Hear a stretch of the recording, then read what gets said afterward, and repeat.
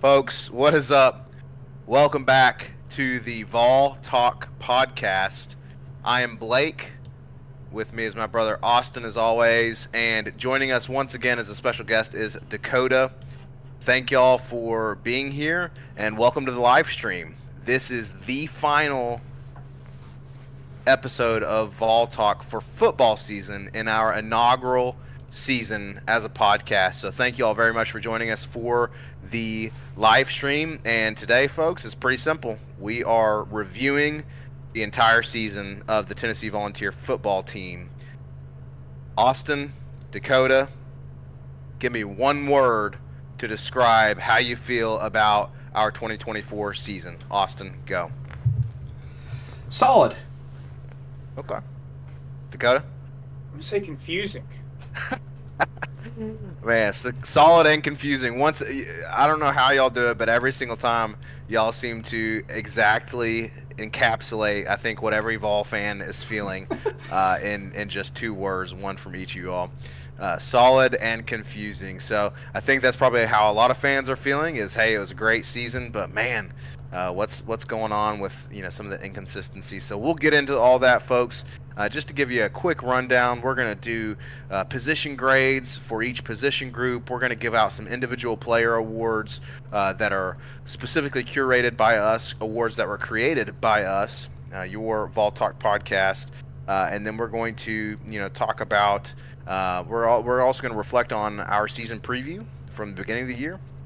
And then we're going to get into some way too early projections for next year. So, y'all, we're going to dive right into it. Thank you for joining us right after the Sugar Bowl. The Sugar Bowl just ended. Georgia lost to Notre Dame. And so the Notre Dame is headed to the Final Four. But again, thank you for joining us after the Sugar Bowl, not the Super Bowl, the Sugar Bowl. And so we're going to jump into just starting, Austin, with our season preview. We previewed the season, way back at the beginning of the year before the season kicked off, and we had, certain thoughts on the team. We got some things right on some position groups. We got some things wrong. But I'll tell you one thing that you got exactly right was your season prediction. You predicted 10-2 in the regular season. Talk us through that. Yeah, man, 10-2. Didn't think the other loss would be to Arkansas, to be honest with you. Well, didn't really predict that. Kind of expected it to be Alabama or Georgia, or honestly Oklahoma. I mean, looking at the beginning of the year, I thought the Oklahoma game would be another game we'd potentially drop. Ended up being at Arkansas, which really hurt us in the long run, man. I mean, this team could have accomplished a lot more had we not lost to Arkansas. Potentially go to the SEC championship game, potentially win an SEC championship, have a better seeding. You don't have to play the best team in the college football playoff round one on the road. Who knows how the season could have turned out if we had not lost to Arkansas. But yeah, man, 10-2. I think that was kind of the ceiling for this team, frankly, and they hit it. They hit their ceiling. So overall, it was again a solid year. And you're absolutely right, Austin. I think one thing that we mentioned briefly in the season preview was that we talked about 10-2 seems like it could certainly be possible. I predicted 9-3. I was a little off on that, right? And like you said, we neither of us predicted that we would drop one to Arkansas. But one thing we mentioned was, hey, it's possible. 11-1 is possible. On paper, yes, we expect to lose to Georgia because they're so, deep and talented. But 11-1 is possible. And Dakota, man, we were one road game away from doing that. Talk to us about how close we were to hitting that. Hey, we said 11-1 could have been possible. It really could have, and we at the time of the Arkansas game, obviously that stung a lot. But now looking back on how everything played out, it hurts so much worse. We it literally cost us a home playoff game, and what is looking like we played arguably the best team in the country in the first round of the playoff. We still made the playoff, which is great, but that Arkansas loss will haunt us just like the South Carolina loss did in 22. It just creates another what if for us fans to dwell on.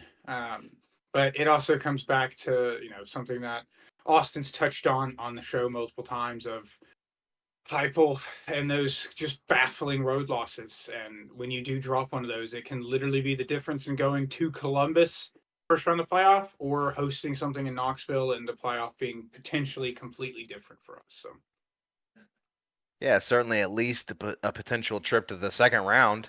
yeah, With a home playoff game in the first round, and again, like y'all have both mentioned, we're now seeing what we all really kind of knew, which is Ohio State is certainly the best team in the playoff and potentially the best team in the country. Honestly, I thought Georgia was the only team that would be able to beat them, and now Georgia is out of the playoff. So I told Austin earlier today that frankly I think Ohio State is without a doubt going to go on to win the national championship now. But we'll get into some more details on how the end of the season played out, all that good stuff. Let's talk about just kind of the overall season before we start heading into some specifics. Overall headlines for this season. What are your big takeaways from this season? In terms of just the big kind of headline stuff, Dakota. I would say number one is Tim Banks. I would say the defense. No one going into this year thought that our defense was going to be a strength by any means, and specifically some position groups like the secondary. We had a lot of transfers come in, like Thomas and Jermon McCoy, that immediately made an impact. But I don't think anybody expected Jermon to suddenly be like a top 10 corner in college football. I think with the talent that we had going into the year and us thinking that this is a defense that's going to be serviceable at best, I think he deserves a ton of credit for what it ended up becoming. And I think that gives some hope going forward in terms of coaching. On the other end of that, I would say you leave being concerned about the offense after this season. After watching what we did in 22, kind of the peak with Hooker and Hyatt, over the last 2 seasons, we've essentially just been trending downward. And we're supposed to have, technically speaking, the best quarterback Heupel's had, especially on paper. 5-star, 4-star, for you ask, quarterback. And it's a little concerning how the offense seemed to just kind of fall flat. I'd say is the best word to use. It seemed like there was no creativity going on anymore, and that's a bit concerning. But overall, I'd say, we made the first 12-team playoff. So that's something to definitely hang our hat on. Going into this year, I think every single Tennessee fan would have said, if we did that, that's a successful season. And I think I don't want to dwell too much on how it ended and the things that have transpired since then. But I think it also showed a lot of grit from this team in general. Like we barely won a lot of games we probably shouldn't have, but they at least did win them, and that's a massive difference between this regime and this team versus teams like Butch and Dooley, where we had a star-studded offense with Bray, and we go 5-7 because the team just couldn't put it together in close games. So overall, I think it's it's an interesting thing because I think our perspective of this season may change after next year. I think we could end up appreciating this year more. But I think we leave it happy with how and I think Austin kind of did a good job of that earlier. It was a solid season, even though if you not ignore, but just look past us losing to clearly the best team in the country, who also just blew out the number one team who had 3 weeks to prep for them. That makes that loss also feel a lot less painful now. So, but overall, just a solid season. You're absolutely right that it's while we expect and want championships at Tennessee, it is certainly nice to at least be on the side of winning the games that we should win, even if it's close. We're at least winning them. Whereas past 15 years, unfortunately, the ball a lot of times bounced in the opposite direction, or that 1-inch game of inches was just outside of our reach or our favor. So you're absolutely right. It's nice and overall positive, the status of the season, how we ended it. But Austin, what do you think? Do you think, should we, are we happy? Are we trending in a good direction? Are we trending in the wrong direction? Like Dakota mentioned, it's solid, but it's also kind of confusing because of the question marks that we have. Well, honestly, as far as the question marks are concerned, the Oregon-Ohio State game kind of answers some of the question marks just because, Ohio State's just, that Michigan game lit them on fire. They realize that they have the most talented team in the country, and it's showing in the playoffs. I mean, their passing game right now, I don't know any defense in the country that's going to stop their passing game. So that kind of made us feel a little better, right? It's like, okay, maybe we weren't, it wasn't as bad as we thought after that playoff game. But I mean, one of the biggest headlines of the season, we beat Alabama again, right? I mean, that was probably the funnest game of the year, right? I mean, 2 out of 3 years now, we beat Alabama twice in a row in Neyland. So, I mean, as far as the program compared to the last 15 years, yes, we're headed in the right direction, obviously, under Heupel. But, again, coming back to what Dakota was saying about the offense, it's kind of concerning. Like, Heupel's offense has just got worse and worse. And Blake, I remember when Heupel was hired, you talked about how he started off really well at UCF, and then it just went down and down and down. And it's like, that is concerning. Now, we haven't done that from a record perspective, but from his side of the ball, we have. But a little bit more positive, again, going to what Dakota was saying, was the defense. Dude, the defense was such a huge surprise on the year. Like, going into the year, dude, we thought that was going to be the kryptonite of this team, specifically the secondary. I mean, the secondary just absolutely exceeded expectations. So, and credit to Tim Banks, credit to a lot of the players on the defense, which we'll get into later.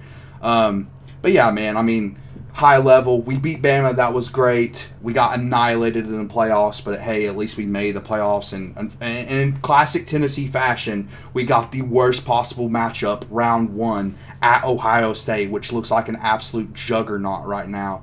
So, unfortunate, but nothing we're not new to, or nothing that's new to us as Tennessee fans, you know? Maybe one day our luck will start to change and our BVS can finally start to fade away, as it should. Like my sweatshirt says here, hopefully one day it'll start feeling like the 90s again, fully, and we won't have BVS. We will fully expect essentially what we should expect, which is essentially playing at the level that Ohio State's playing at right now, is just, the powerhouse football.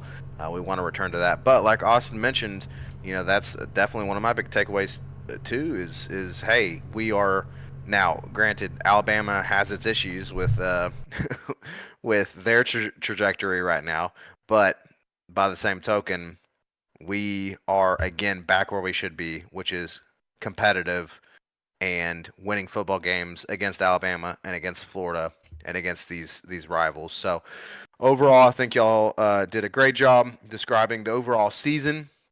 Again, I feel pretty good about our season preview back at the beginning of the show. Austin hit the nail on the head with 10-2, like you mentioned. He didn't quite expect Arkansas to be the second loss. But one of the things that we also talked about in the season preview was particular position groups. And Austin, there were a few that we hit pretty much nail on the head. And then there were a few that, hey, we left open-ended. It was question marks, and we could go either way. And, and we got those questions answered. But then there was a couple positions that we made predictions, and we whiffed. We whiffed. Hard. And not for lack of knowledge on the subject. It was some position groups let us down. So let's jump into, if y'all are good with it, into the position grades. So before we do that, though, real quick, I just want to give a shout out to everyone that's joining us live currently. We are up to several concurrent viewers. Daniel Hightower in the chat says, GBO, go burnt orange. Looks like Daniel is rooting for the final remaining SEC team in the playoff, the Texas Longhorns. Myself, it's Vols or nothing for me, baby. So well, I think he's mostly rooting against Ohio State, so I can agree with that. Yeah, so. Exactly. At this point, we're rooting against Ohio State. But thank you, Daniel, for joining us and hopping in the chat. And folks, again, just throw in the chat. Any thoughts you have, any questions that you have. We'd love to interact with you guys as we go through the live stream tonight. So please put that in the chat. But gentlemen, let's hop into the position grades. And Austin, you have talked a lot on this podcast about the most important position on the field in football, the quarterback. So Austin, hit me with your grade for the quarterbacks this season. We'll say the quarterbacks, because it is a group effort. In general, you got to have good backups too, but obviously this is mostly Nico. But talk to me about the quarterback grade. I mostly took Nico's play into account. Gas Pipe barely played this year, but shout out Gas Pipe. I'm gonna say B, man. He was solid, okay, and a lot of people have pointed to, oh, hey, he's a freshman, a redshirt freshman, all of that. But at the end of the day, I brought up several times on this podcast that there's been plenty of freshman quarterbacks that perform well in college football. I mean, Jameis Winston won a Heisman Trophy as a freshman, so we've seen it plenty of times. But and I'll say this again, I've said this several times as well. After the second half of that Alabama game, something changed with Nico, and he performed so much better. We don't win that Alabama game without Nico. He made several big time throws the second half of that Alabama game.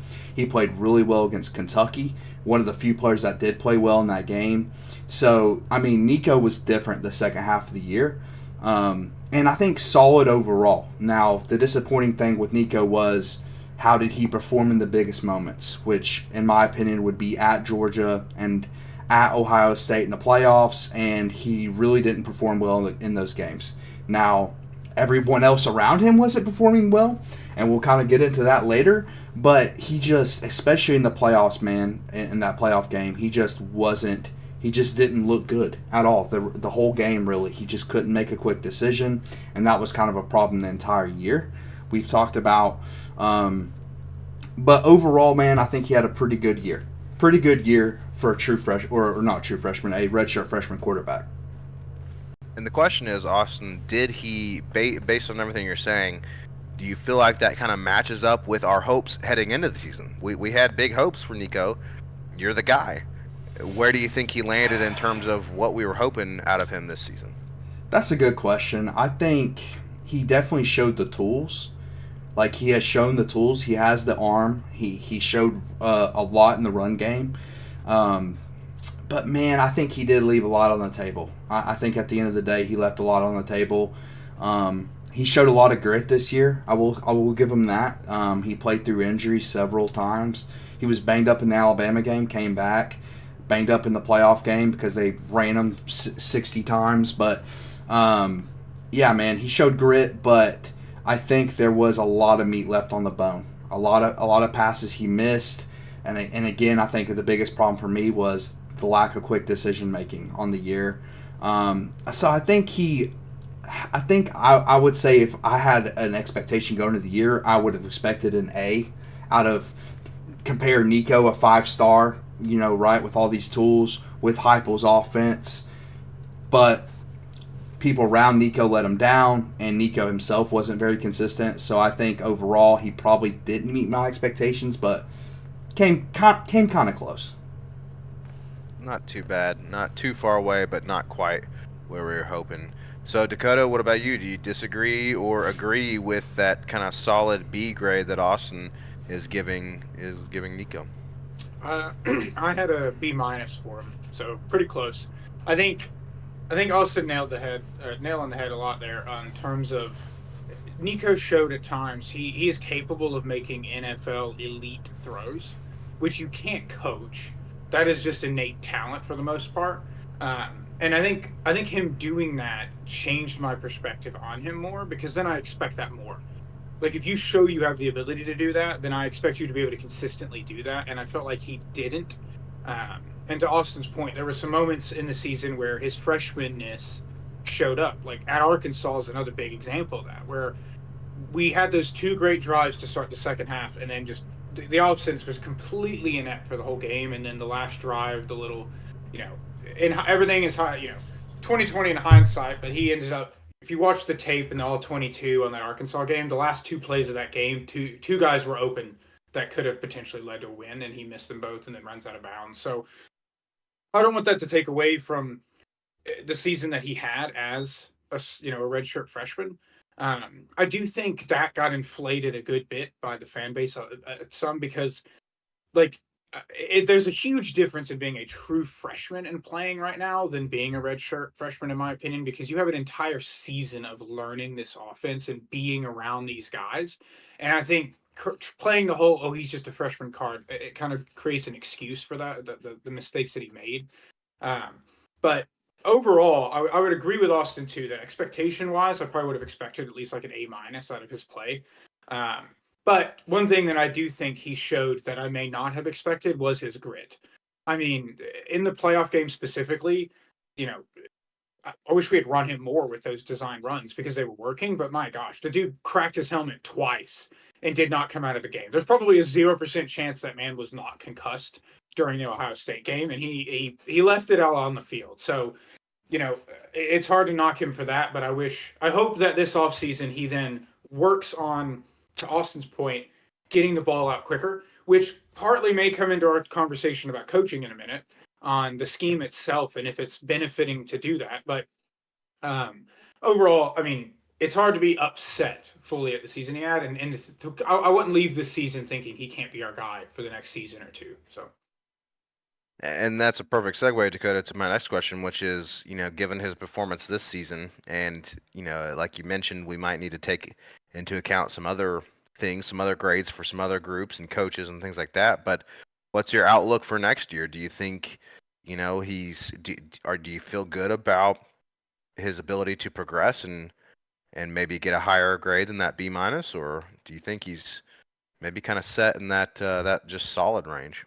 I think, unfortunately, the circumstances are going to be even worse next year for him, and that is going to, that's going to prohibit his ability to progress, I think.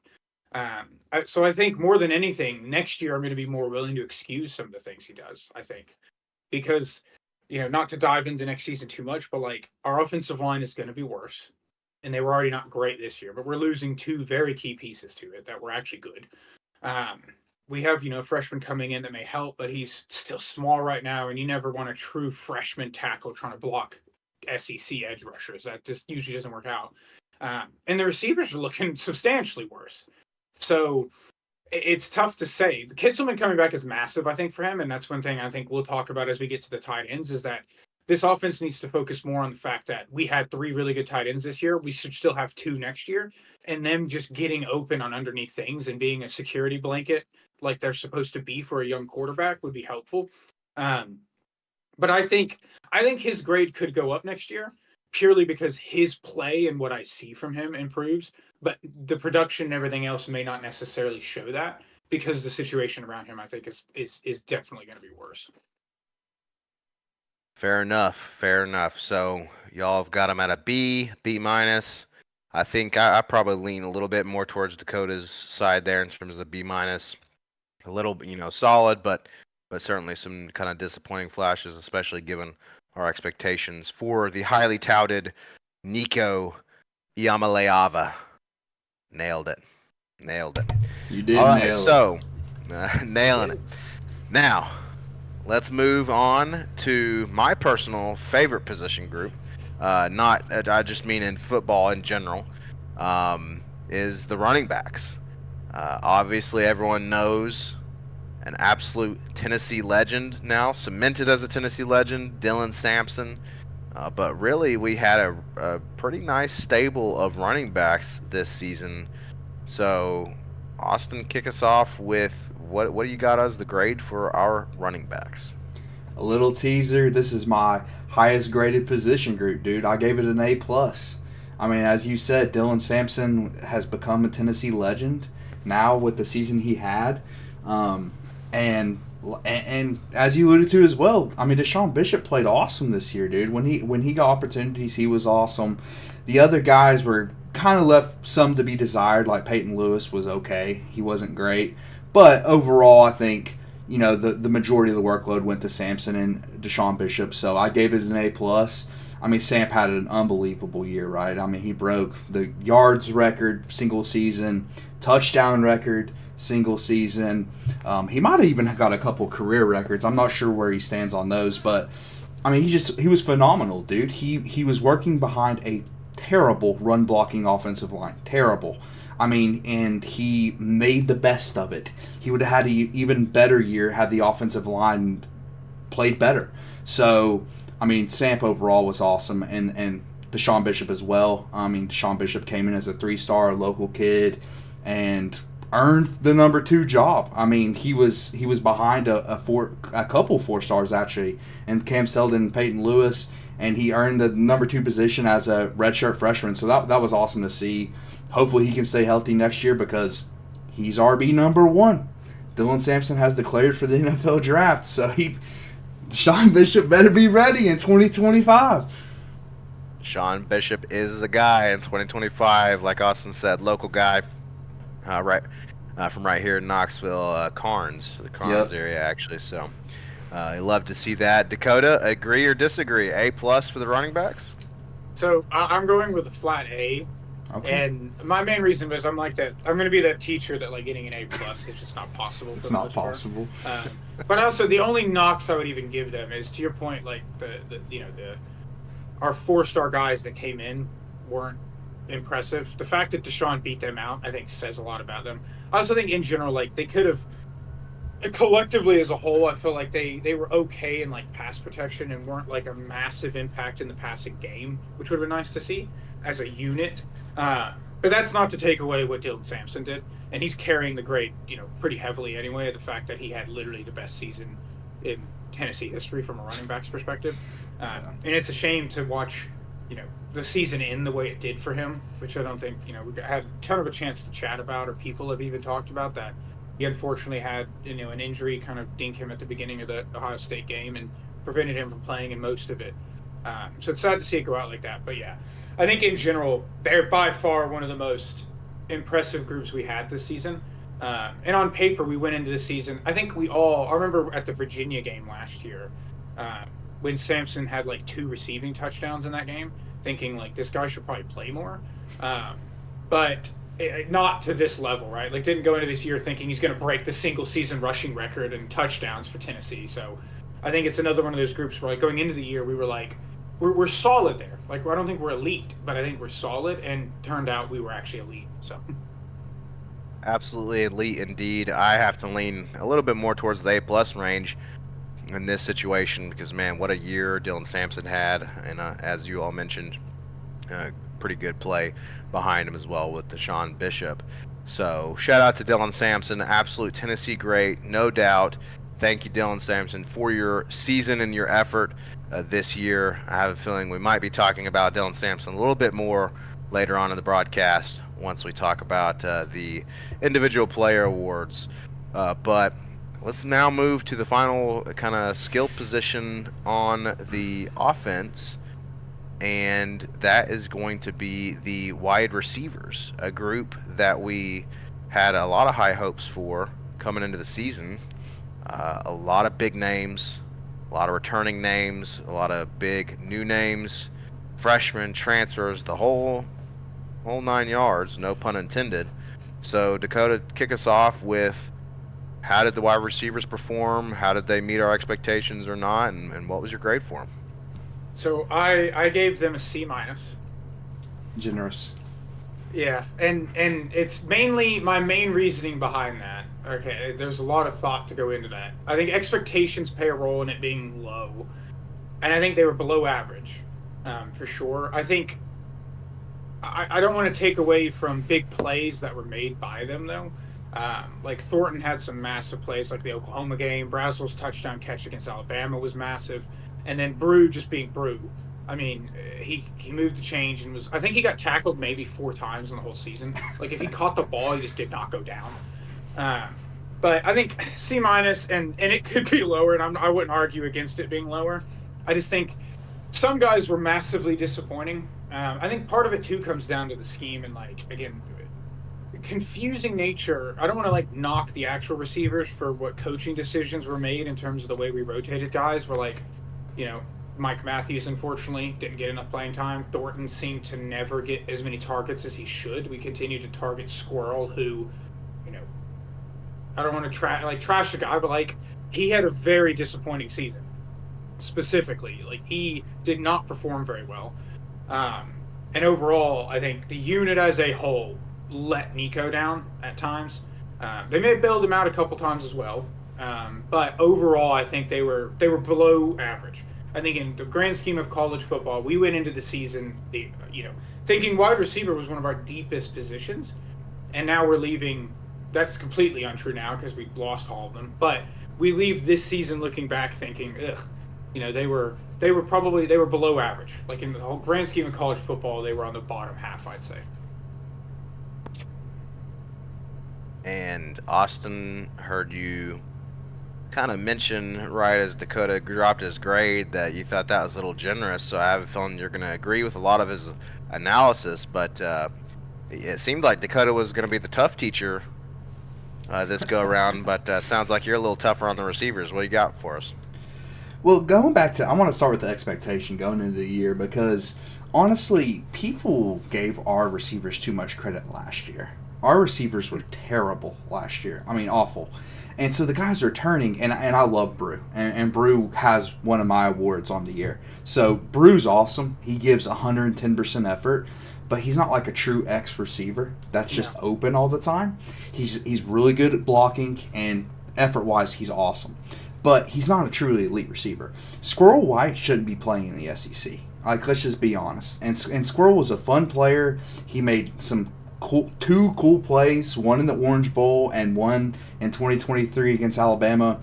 But that's about it. I mean, Squirrel White really shouldn't have been getting reps this year, if we're just being honest. I went D+, so I went barely below Dakota's grade. This one, knocked up. Yeah, just one knock below. I had it at D, but then Dakota convinced me with his Dante Thornton analysis because Dante Thornton was awesome, dude. Dante Thornton improved greatly. He transferred here in 2023 from Oregon, and he got so much better. He didn't get enough targets. That's the thing, and he should have stayed on the field. Now, he was also battling injury all year, it seemed like, so that definitely played a factor, but he was awesome, so he bumps the grade up, frankly. If Dante Thornton's not there, we're looking at a potential F. Chris Brazel was a massive disappointment. He made the one, again, I go back to Alabama because that's like my funnest memories as a Vol fan the last 3 years, but he made that awesome catch in Alabama. That was a fantastic catch to win that game. Outside of that, dude, how many other Chris Brazel plays stand out in y'all's heads? I mean, it's like none. He had multiple drops in the Ohio State game. Exactly. He had two. Yeah, that's the only other. It's all the drops. Exactly. Yeah. He had 2 drops in the Ohio State game, which were crucial. I mean, that was part of the potential comeback. So I mean, he was just a massive disappointment. Hopefully, he can get better. Actually, is he back next year? He's going to be back, right? Is he still on roster? I think he's technically a sophomore, if I remember correctly. Maybe so he's one of the few guys we'll have back. We'll see how he develops. I mean, Dante Thornton took that big jump, so hopefully Brazel can take that big jump. But yeah, man, the group was this disappointing. I don't know if we have official word on Mike Matthews yet, whether he's returning or not. It looks like he's probably not. He was disappointing, but really it was just disappointing because he wasn't on the field, right? I mean, he didn't really show bad play. I mean, Dakota and I pointed out multiple plays where he was giving a lot of effort blocking and actually like giving a lot of effort and looked like he wanted to be there. He just didn't get a lot of opportunity, which is unfortunate, and we'll see how his career plays out. But overall, man, the receivers were more of a disappointment than an X factor, and let Nico down a lot. I mean, when Nico started hitting his stride, I mean, there were so many games where we were still struggling on offense because the receivers were just dropping passes. And not to mention, they just aren't good at getting open. Like, that's the biggest. I mean, Jalen Hyatt was Jalen Hyatt because he was open all the time. And you can say that a lot of that scheme, but at the end of the day, I mean, receivers just weren't open this year like they were in previous years in this offense. So, yeah, man, D+, disappointing year from that group. Hopefully they can improve next year. Yeah, it does make you wonder. We'll get into the coaching grades. You know, how much is scheming coaching and how much is the players, and maybe we're lacking in speed. You know, you saw Jalen Hyatt. Maybe speed is such a huge key in Heupel's offense, you know, with Jalen Hyatt's speed, and of course Dante Thornton had some great speed, and you saw that he performed well. So maybe that's the key to being a successful receiver in Heupel's offense. But we'll talk a little bit more about the coaching. In terms of Mike Matthews, the last thing I saw earlier today that some people were saying that they did see his name in the portal officially, but I haven't seen any official word. And I guess there's a little bit of regulation in terms of, you know, paperwork that he has to do and things like that. So we'll patiently await an official report on Mike Matthews. And but as you both noted, disappointing group. I landed at a D plus as well. Disappointing group, especially with the expectations heading into the year and just the overall depth.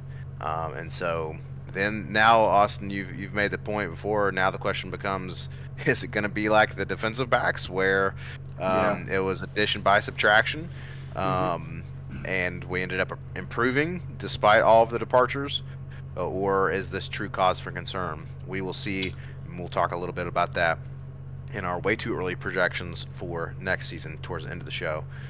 But with that being said, let's talk a little bit about the other receivers slash linemen that are tight ends.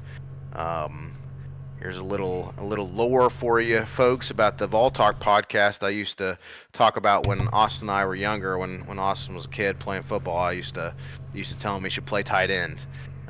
He stayed on the offensive line instead. Never made that transition to tight end. But tight ends, I think, are often underappreciated. But our tight end group this year showed flashes of pretty great play. So, what's your take on the tight ends, Dakota? Yeah, so I gave them a B plus. I think overall they were solid. I think we were 3 deep. I think we could filter in Kitzelman, and I think it comes back to expectation stuff again, where we had these transfers come in, but you don't really know what to expect, and we had a true freshman, so it's we came in with a lot of unknown. Like, what are these guys going to bring to the table? We saw what physique wise, Kitzelman and Stays both were specimens coming in, but I think collectively they were very impactful in the running game. I think they were all, specifically Kitzelman and Stays, they were huge when it came to, we ran a lot of formations with like an H-back where they would essentially line up almost in like a fullback type role in shotgun. And we would do 2 tight end sets, which is a pretty unique thing to be able to do in college football and know you can run the ball like that. So I think they played a massive role in run blocking. And then I think as pass catchers, they were impressive.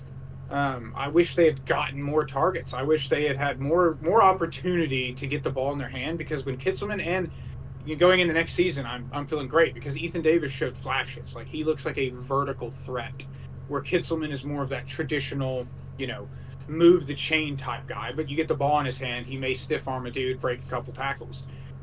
So overall, I think I was really impressed by them. They made an impact, and at the end of the day, I think the only negative is they didn't have much opportunity because of the coaching team and whatnot, and I wish they had been involved more. And I hope next year, with Kitzelman coming back and us having Ethan Davis still, that Heupel realizes he has 2 very solid tight ends, and we do some more scheming around them. When it's 3rd and 4, that's the perfect time to go to your tight end, and it didn't seem like that was ever in the playbook. So overall, impressed by them. Spot on analysis, but Dakota, most important question before we kick it over to Austin. You played football with Austin in y'all's school days. So tell me, do you think Austin could have and should have played tight end? If he had cut out the chocolate milk. That's true, dude. It was there. Well, I don't know if the height is there. There's not true. too many tight ends that are under 6 foot. So yeah, exactly. That may have been if you give him 6'5", he's the next Gronk or Jason Witten. He's ready. Listen, and this that X podcast, off my helmet. In this podcast, we've never stood up. So in our listeners' minds, Austin Dude, may as well be. I'm 6'6". Yeah, he is. Yeah. But most tight ends, yeah. yeah. All right, Austin. So, what do you think? You agree with Dakota? Solid performance from the tight ends? I had the exact same grade. I had B+, man. And honestly, Dakota had great analysis, dude. They were huge run blocking, dude. I mean, if you look at some tape, man, Stays was a beast run blocking, man. He had some awesome blocks on the year. Kitzelman as well. And to Dakota's point, Ethan Davis was awesome as a receiver. I was disappointed in the lack of game planning for Kitzelman, though, man. If you go back to that NC State game, he dominated. And I'm sitting here thinking, let's go. Heupel finally has a tight end who he's going to utilize in his offense and be a key component of the offense, and it just didn't happen. Like every 3 games, they decided to game plan with a tight end, and it worked every time. But they just didn't do it every game. So I was extremely frustrated from a coaching perspective with the tight ends because they showed great potential all year, man. And Kitzelman coming back to Dakota's Point's massive. Now Stays did transfer out, but he was more of a run blocker anyways, so I think we can replace that.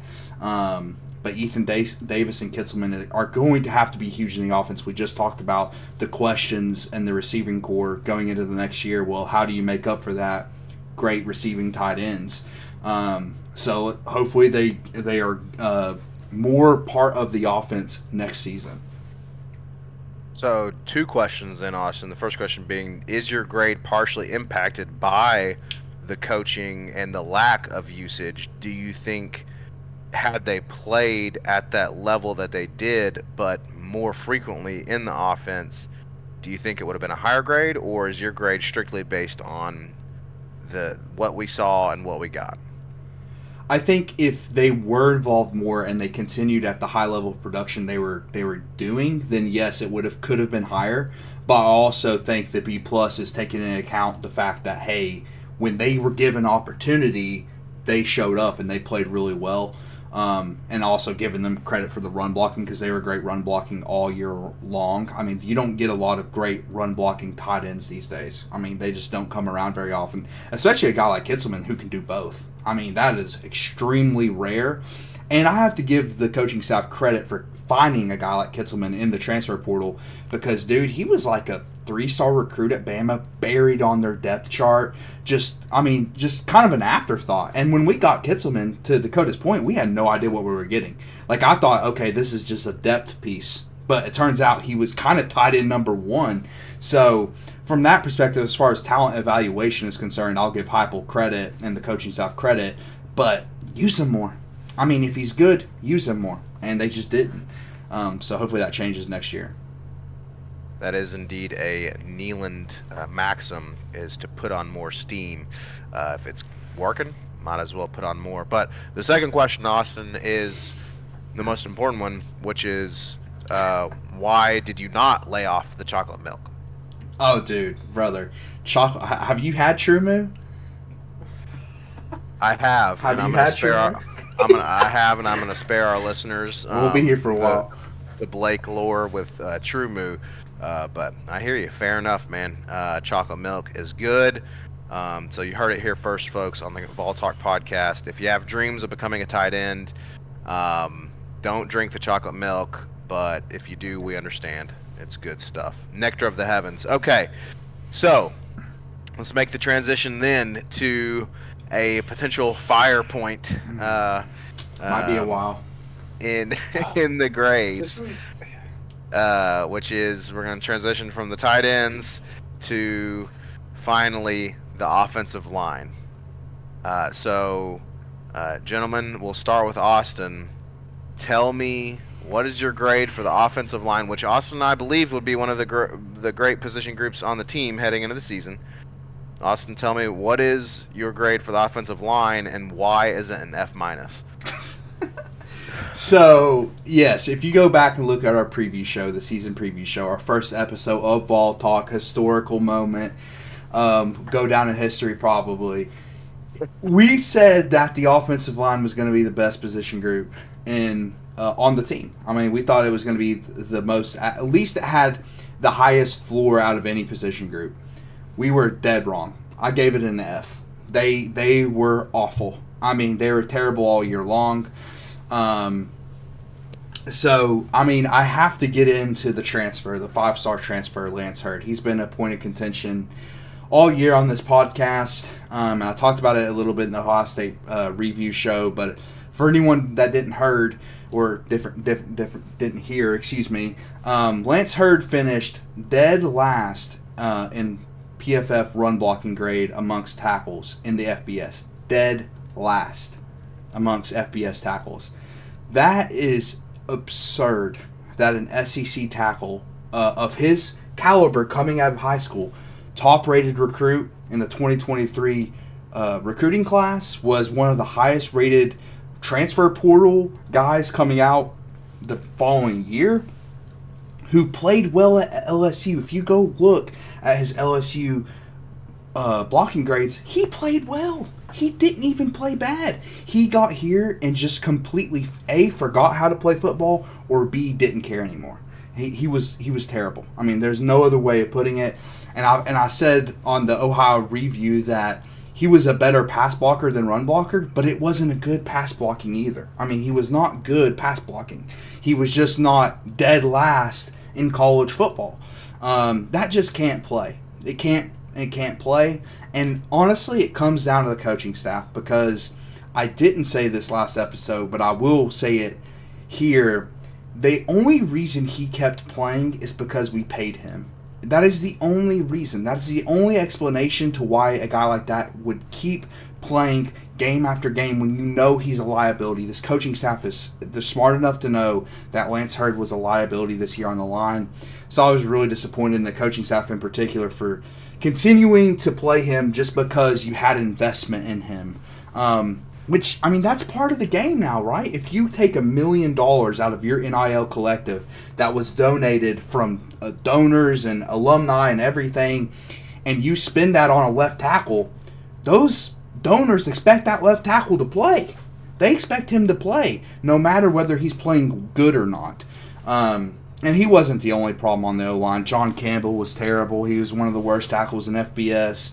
The interior was okay. Like, they didn't even reach their high level of their expectations, though, in my opinion. Like, Cooper Mays was solid. Spraggins was solid, but none of them were great. No O-lineman was great on the team this year.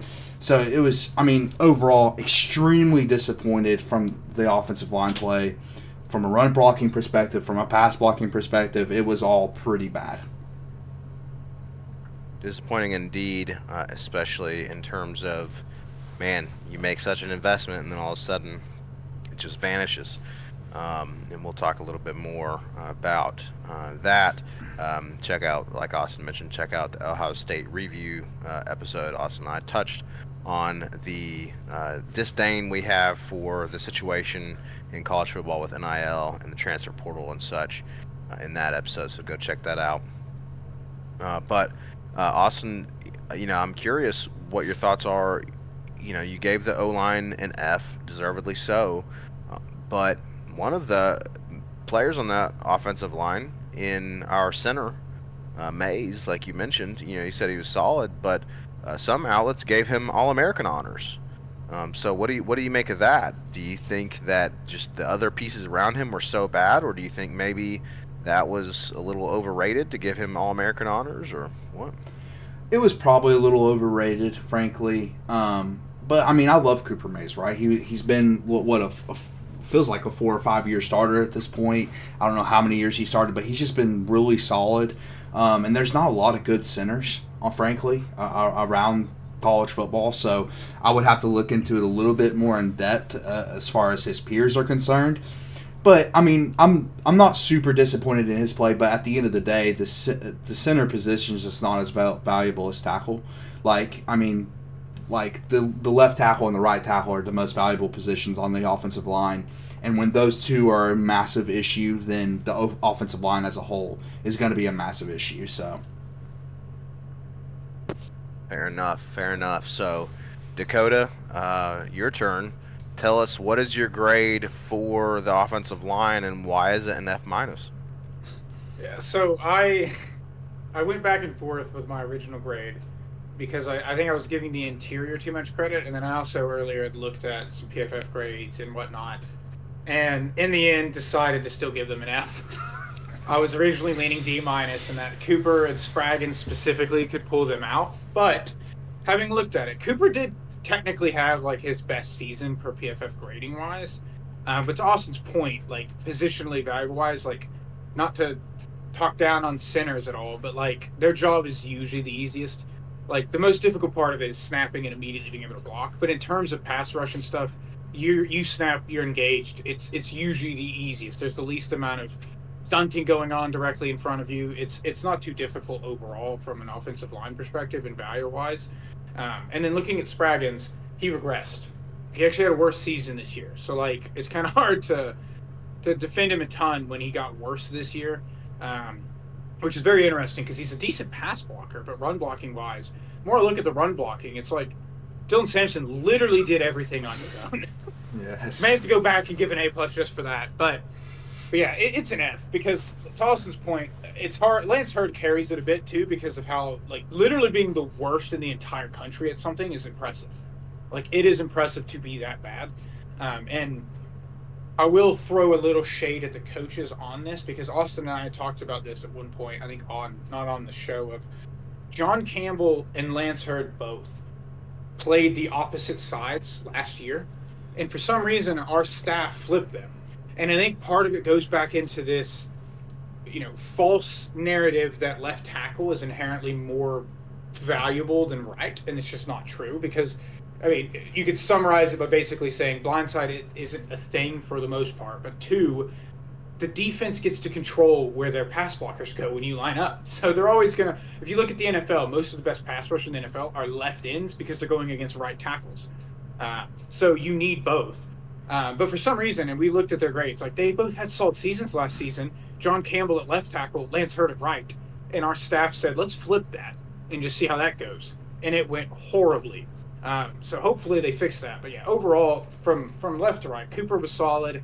Left guard was kind of a turnstile for most of the season with Karich and Lampley kind of filtering in there and never doing anything that impressive. But, from a pass blocking perspective too, like Nico deserves some, blame for the sacks he takes and things like that. But overall, they let him down in crucial moments. And from a run blocking perspective, Dylan Sampson, they owe him an apology. He may have rushed for 2,000 had they just blocked his soul the whole season. And my favorite play, and I'll stop after this, when people started to defend Lance Hurd a little bit, and I know the play, Austin, it was, I think maybe in the Kentucky game, there's a play where we run a power to the right, and like a tray, I guess, because the left guard and left tackle both pull, and Lance Hurd pulls, doesn't touch a soul, and we score, and people wanted to point out how like he's out there moving, but he literally didn't block anybody. He just pulled and ran into the end zone, and that was it. So that summarizes his season. He was there, but he didn't really do anything. And that right there, with a player that was paid $1 million or near $1 million, is why I tried to tee y'all up for the F-. That grade doesn't even technically exist in a grading scale. I was trying to tee y'all up for an F-, but frankly, I'll be honest. I'll be transparent. That's just because I'm a curmudgeon when it comes to NIL and transfer portal and that whole business. And then that performance that we saw from Mr. Hurd. So very disappointing indeed. I agree with y'all's Fs across the board. Just a very disappointing season for the offensive line. But what's not disappointing is the folks that are joining us for the live stream. So real quick, just shout out to you all for joining us for the live stream. If you're just now joining us, we are going through a review of the Tennessee Volunteer football season. We're currently giving out position grades. Please join us in the chat. Drop your thoughts in the chat. Let us know what you thought about each position group and the grades for those position groups. Let us know if you agree or disagree with our analysis. And also let us know if you agree or disagree that Austin should have played tight end and he should have laid off the chocolate milk. That's the hot question of the night so far. But with that being said, that wraps up the offense, unless I'm forgetting an unknown position. Awesome. No, you're good. I just want to touch on real quick what Dakota said about the left tackle and right tackle thing, the flipping. Fantastic point, dude, and I'm glad you brought that up because, I mean, why do that when both guys are used to playing that position, and that could have really impacted their play because, yes, you can flip, but it usually takes time, and they expected them to do it immediately, and it did not work out. And also to Dakota's point, it was 100% because they thought Lance Hurd was the better player. so we're going to plug him in at left tackle. When both tackles are equally as valuable. So yeah, man, that was a really good point, and I just want to touch on that a little bit because I mean that could have really. We're talking about all this NIL and the effort and all this and all that, but it doesn't explain why John Campbell got significantly worse. None of that explains that. I mean, the Lance Hurd question, sure, but why did John Campbell take such a step back? And it might have legitimately been because they made them change positions, which is extremely annoying when if they had both played right tackle, okay, or if they had both played left tackle, okay. But they literally played the opposite positions. Just plug them in where they were a season ago. So, yeah, man, I just had to touch on that because that was extremely frustrating. I have no doubt that will play into our coaching grades and just some of the questionable decisions that the coaching staff makes at times. But overall, O-line F, not super pleased with it. Real quick before we make our transition to the defense, how about a grade overall for the offense, Dakota? Yeah, the grade overall, I think, is a solid C minus still. And that's getting carried heavily by Dylan Sampson and the running backs and the tight ends. I would say part of that, the grade, it's hard for me to evaluate from just like a purely the player standpoint because a part of me wants to grade like the coaching with that as well, which was terrible offensively. Awful. But I think we went into this year thinking we'd have an elite offense, and we had against Chattanooga an elite offense. But in SEC play, we averaged like barely 20 points a game. And if you take the Mississippi State game out and Vandy, it's even worse. C minus may be generous, but I think that's about where I would land. Below average, and mainly Dylan Sampson's carrying that. Austin, agree with the C minus? I do. I was going to say C minus as well. I mean, dude, what was it? 2-3 games in a row where we didn't score in the first half? Like, yep. Unbelievable streak. Hopefully that never happens again. And I think you do have to take coaching into account because it would be interesting how would this group of players do with maybe Alex Golish as their offensive coordinator. Be interesting to we'll never know, but it would have been interesting to see how they would have done with a better coaching staff. But yeah, the offense was extremely disappointing, man, especially when we have this offensive guru coach, right? You have this head coach who's supposed to be known for this system and this offense that's high octane. I mean, I can't tell you how many announcers this year were talking about Tennessee and said, oh, they have this explosive offense. It's like, oh, well, you haven't watched a Tennessee game since 2022. Like that's what that tells me. When you say Tennessee has an explosive offense, it hasn't had an explosive offense in 2 seasons. And people keep saying, oh, Heupel loves to run the ball. The reason he's running the ball is because we can't pass. I mean, the pass game has been awful under Joe Milton and Nico in year 1 overall. I mean, overall, the production just hasn't been there. So, I mean, yeah, man, the offense needs to improve next year, or next year Vol Talk will be pretty bleak. Hopefully not bleak, folks. Please come back. We plan to put out some good content for you. We love the Vols, but Austin makes a good point. Man, disappointing performance for the offense. But like Dakota kind of touched on at the top of the broadcast, the flip side of that coin is the offense didn't perform at all how we expected it to. I agree with you all in terms of the C minus. Pretty disappointing output from the offense outside of Dylan Sampson. But in comes the defense, which, of course, there were some blips, but overall, the defense was a surprise this season. A pleasant surprise. Tim Banks in the defense.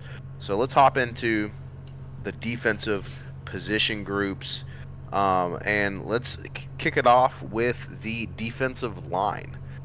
Defensive line coming into the season was expected to be one of the strongest position groups. It appeared to be that way still. Dakota, what do you think? Did the D-line hit the mark, and what kind of grade did you give them?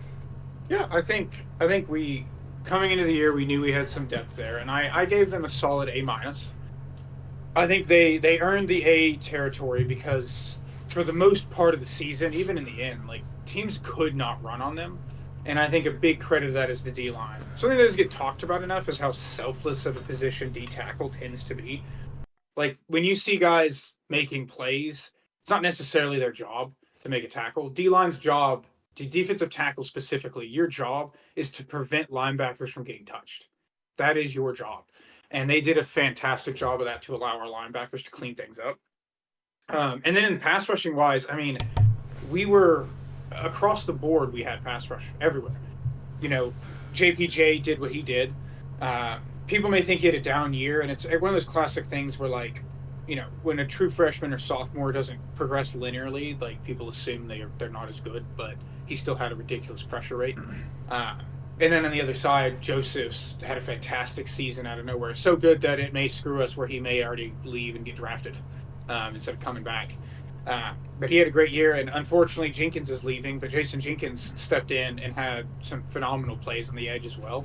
And then inside, I mean, from Norman Lott to Elijah to Amari to Jackson Moy, like those guys rotated in and out consistently, and they were phenomenal the whole season. They really helped carry it.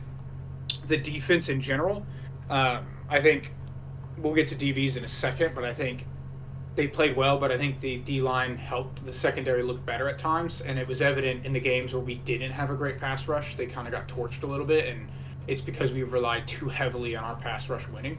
But that being said, I mean, they had a couple games where they didn't really show up a ton or as much as we would have liked, but in general, they shut down the run in pretty much every game. And they were a massive piece of our defense being as elite as it was. You got to win in the trenches, and they did that for most of the season. And are you there? Solid performance from the D-line. Austin, did Dakota hit the mark on the A-? What do you got for him? Yeah, man, I agree. I went A, so slightly above, but they're phenomenal, dude. They run 12 deep. They did all year. And like Dakota said, not a single team ran against us all year. I mean, Ohio State didn't even try to run most of the game because they realized there was no use. Which, I mean, that was massive, dude. I mean, I can't tell you how many years of Tennessee football I watched us getting gashed in the run game, dude. And that was mostly because of the D-line. And James Pierce was awesome. James Pierce was phenomenal. He might have taken a slight step back as a pass rusher, but, dude, he took a massive step forward as a run defender. That's something that he didn't get a lot of credit for this year. And then, like Dakota said, guys like Joshua Joseph. I mean, Joseph was phenomenal this season. So the D-line overall was just dominant, dude. And, yes, there were games where they weren't as noticeable, like the Ohio State game and the Georgia game. But listen, overall, without that defensive line, we probably don't win 10 games. We might not win 7 games without that defensive line, dude. The defensive line was awesome, man. Shout out to Gardner, the position coach. He was awesome, and he does a great job recruiting. And that was evident, dude. I mean, it's been a while since Tennessee rotates 12 guys in on the D-line. Like, a while. I mean, maybe former air while. Like, I haven't seen that kind of depth in my defensive line at Tennessee in a long, long time. So I'm encouraged. I do expect him to take a step back next season just because we lose, James Pierce. Listen, a part of the reason he took a step back this year is because he's getting a lot more attention as a pass rusher. And when you don't have a dominant edge defender like James Pierce on the D-line, the whole defensive line takes a step back because there's less attention put towards that one guy. So we'll see if someone emerges like true freshman Ross, 5-star. Who knows how he'll develop? We'll see. But overall, the defensive line was just awesome all year. And Austin, do you think that met your expectations for what you were hoping out of the defensive line? Because we came into the season saying that I think outside of the O-line, which we whiffed on, we expected the D-line to be like that. We did. I mean, we talked about how James Pierce is a dominant player, and we expect him to have a dominant season, and he really did. I mean, he had a fantastic season. I think he finished 10th amongst edge rushers in pass rush grade this year, which is, I mean, that's really good. I mean, that's top 10. So, Yeah, man, I think they did. I think they exceeded my expectations without question, but they definitely were one of the position groups I was like, okay, I feel pretty good about this position group. If another guy can step up outside of James Pierce, then we'll look really good. Well, it turns out 3 or 4 guys stepped up outside of James Pierce. So, I mean, it was a position group that really honestly carried the defense in a lot of games, and hopefully we can replace some of the guys we're losing next season. Hopefully, indeed, defensive line is absolutely critical. You got to win in the trenches to be able to win in the SEC. So hopefully we can keep up that production. But let's move to one of the groups that we had question marks about coming into the season, which was the linebackers. Linebacker is a near and dear position to my heart. One of my favorite players in Tennessee history, Al Wilson, was a linebacker. So let's talk about the linebackers. We did have a key injury to the linebackers this season in Keenan Pili. That was pretty tough to see. So taking into account the injury and the complete season, Dakota, what did you give on the linebackers? I gave them a B minus, and maybe Austin's probably higher than that if I had to bet. But the reason why is my point earlier that I think our D line deserved a ton of the credit for our ability to stop the run, and I think overall our linebackers, especially after losing Peely, Peely going down affects that drastically because once we lost Peely, we kind of had nobody that could cover. And we got beat over the middle of the field a good bit because of that.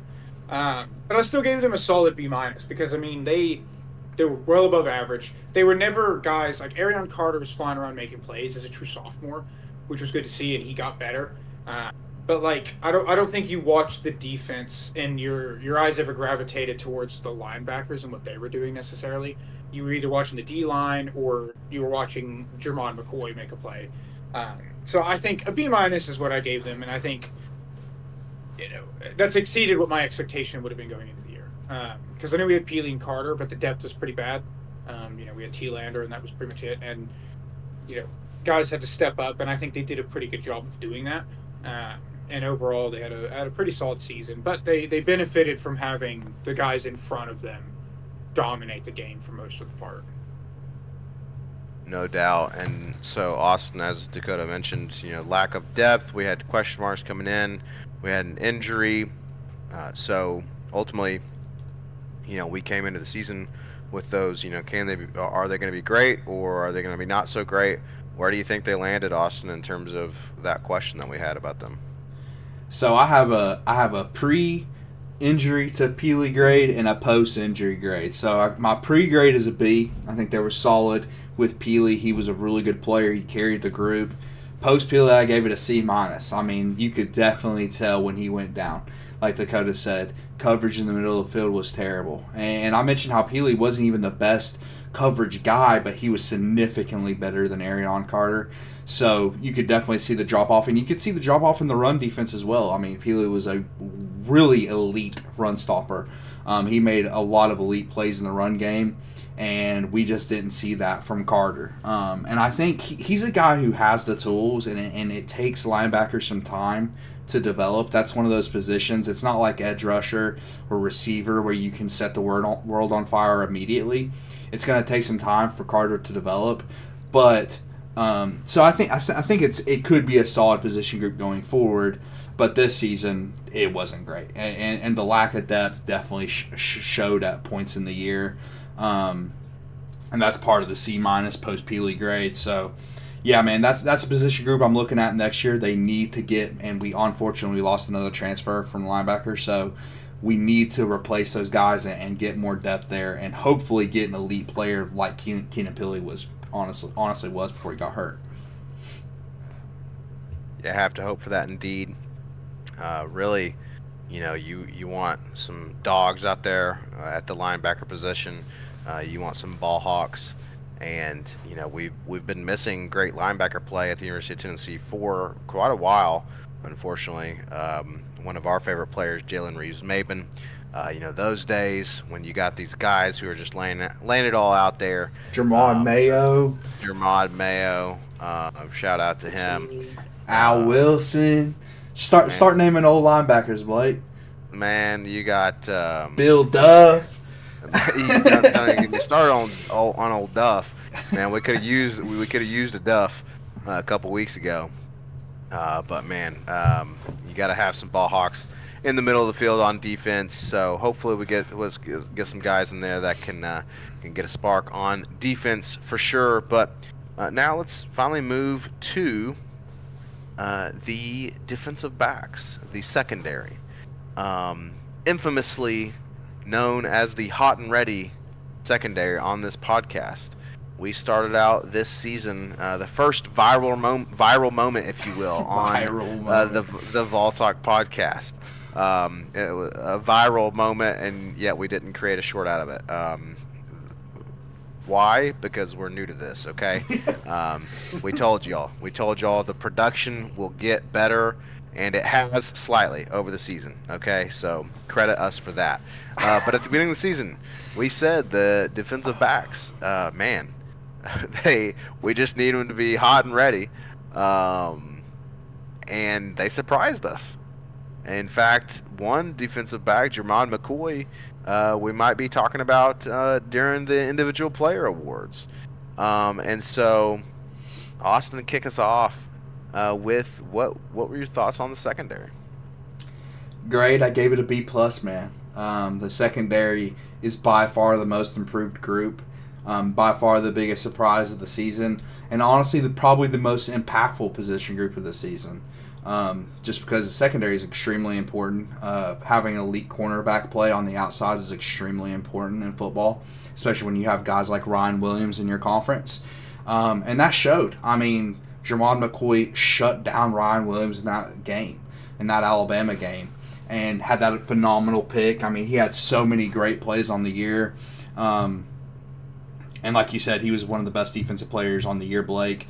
I think the only reason I went B plus was because when they were bad, they were really bad. Like, they were extremely, like, it showed at some points, and our preseason analysis showed at some points during the year. Like the Arkansas game, they were not good against Arkansas. I mean, the defense as a whole only gave up 19 in that game, but the secondary was extremely leaky in that game. And then, of course, the Ohio State game, which we'll give them a little bit of slack on that game because, I mean, that was a very tough assignment that they had in that game. So, but overall, it was a really good unit. And, man, it honestly, it showed how the transfer portal, it can hurt you when you lose guys, but, boy, it can help you when you get guys like Jermon McCoy in there. And the safeties were solid as well. I mean, Will Brooks, Boo Carter, they were also solid, made some plays.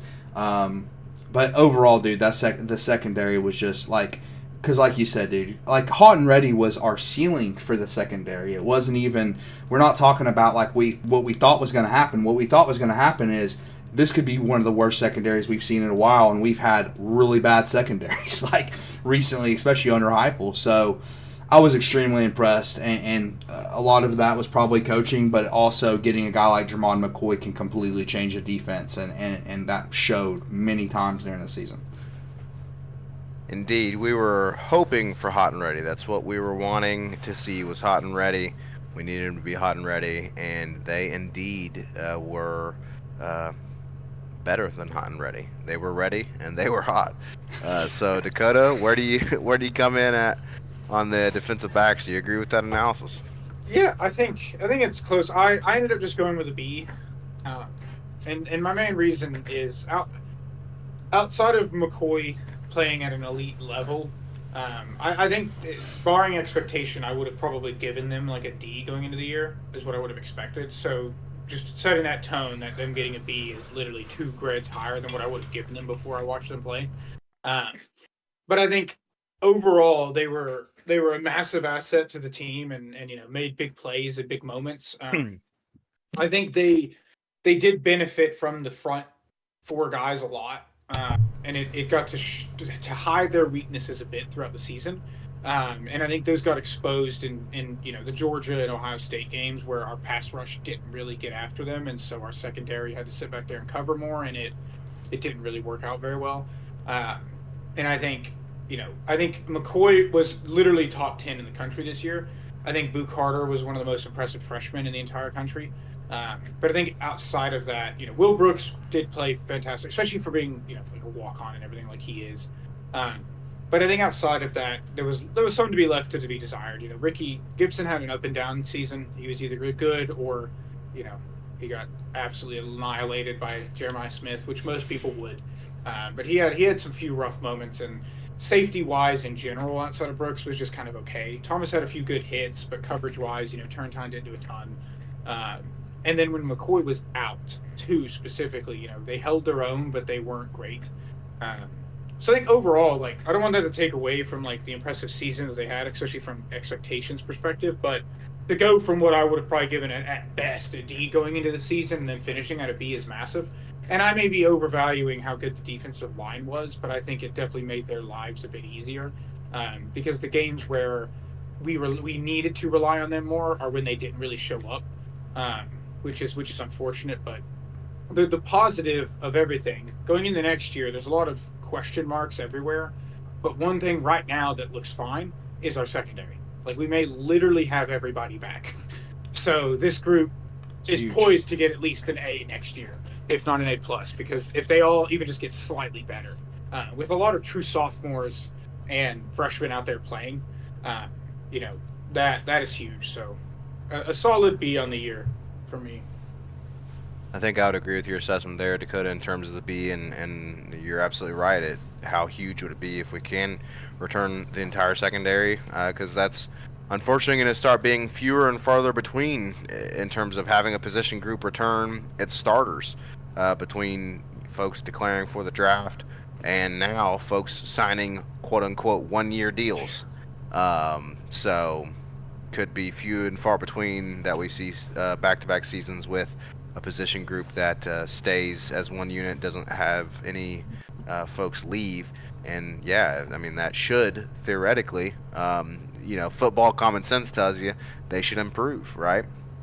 Year over year. So that would be nice to see that with the secondary.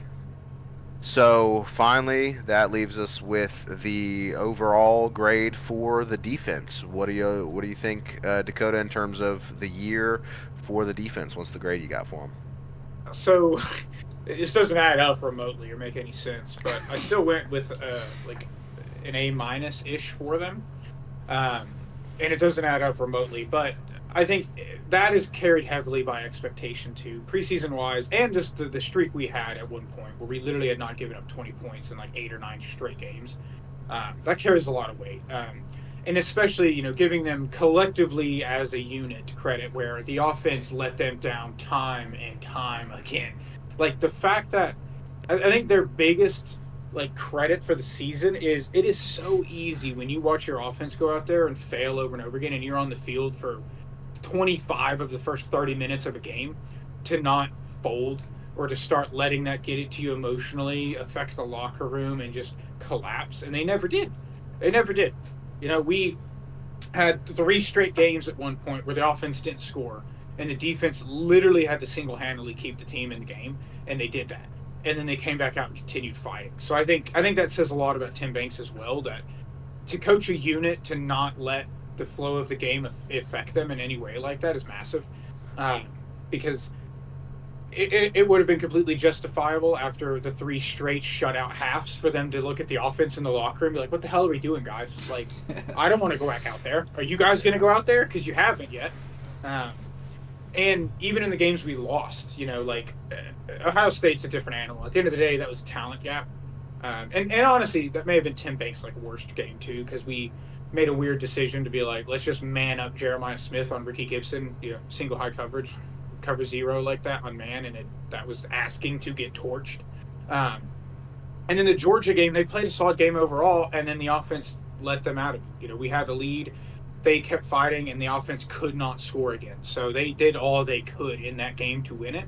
And even in the game we lost against Arkansas, they gave up 19 points and we lost. So that did not deserve to be on them whatsoever. And a credit specifically in the Oklahoma game too. I mean, they had a streak there where we had like 4 or 5 straight games where the starting quarterback didn't finish, where there was injury or literally they were beating them so badly they benched them, and that's impressive and difficult because the Oklahoma game is a good example where the skill set of those two guys were very different. And prepping for Hawkins versus Arnold, and they get Arnold benched and then have to try to defend Hawkins, and they still prevented them from scoring 20 points. So overall, I thought the defense was going to be a liability this year, and they were by far our biggest strength. And they were elite. They were championship caliber for most of the season. And in most of the cases, the offense is what kind of let them down, which was sad to see, which is weird for a hypo-led team. Weird indeed, but I personally love to see a great defense because, man, I still believe in the old adage that defense wins championships. And so it's really nice to see a good defense. And I think, Dakota, you start off saying, hey, it doesn't really add up. I think that makes sense. At the end of the day, a unit, including a unit within a team, should be greater than the sum of its parts, right? That's what makes a team a team. Is okay, you can add up all the individual units, all the individual players, and get a sum, but ultimately when that group comes together as a team, they should be greater than the sum of those parts. And so I think you're spot on with that analysis. But Austin, do you agree with the A-? Where do you put the defense in this historic season for the defense? I actually went A- as well. And really, it could have been higher if you take away the Ohio State and Georgia game. So I mean, overall, they were just awesome, dude. The defense was so fun to watch. They kept us in so many games. The Alabama game is a game I go back to. That was my favorite game on the year. I was at that game, and they didn't give up. I mean, they gave up 7 points at the half, and then in the last 4 drives of the game, with a very talented Alabama offense. They have a lot of talent on that offense. They gave up like negative yardage in the last 4 drives. It was just unbelievable what they did at points in the year. Bid but don't break all year long. I mean, there were so many drives like in the Florida game. That's another game. We do not win without our defense. The Florida had the ball at like the 1 or 2 yard line, and we stripped the ball, get the ball back to our offense. I mean, it was a very fun unit to watch all year.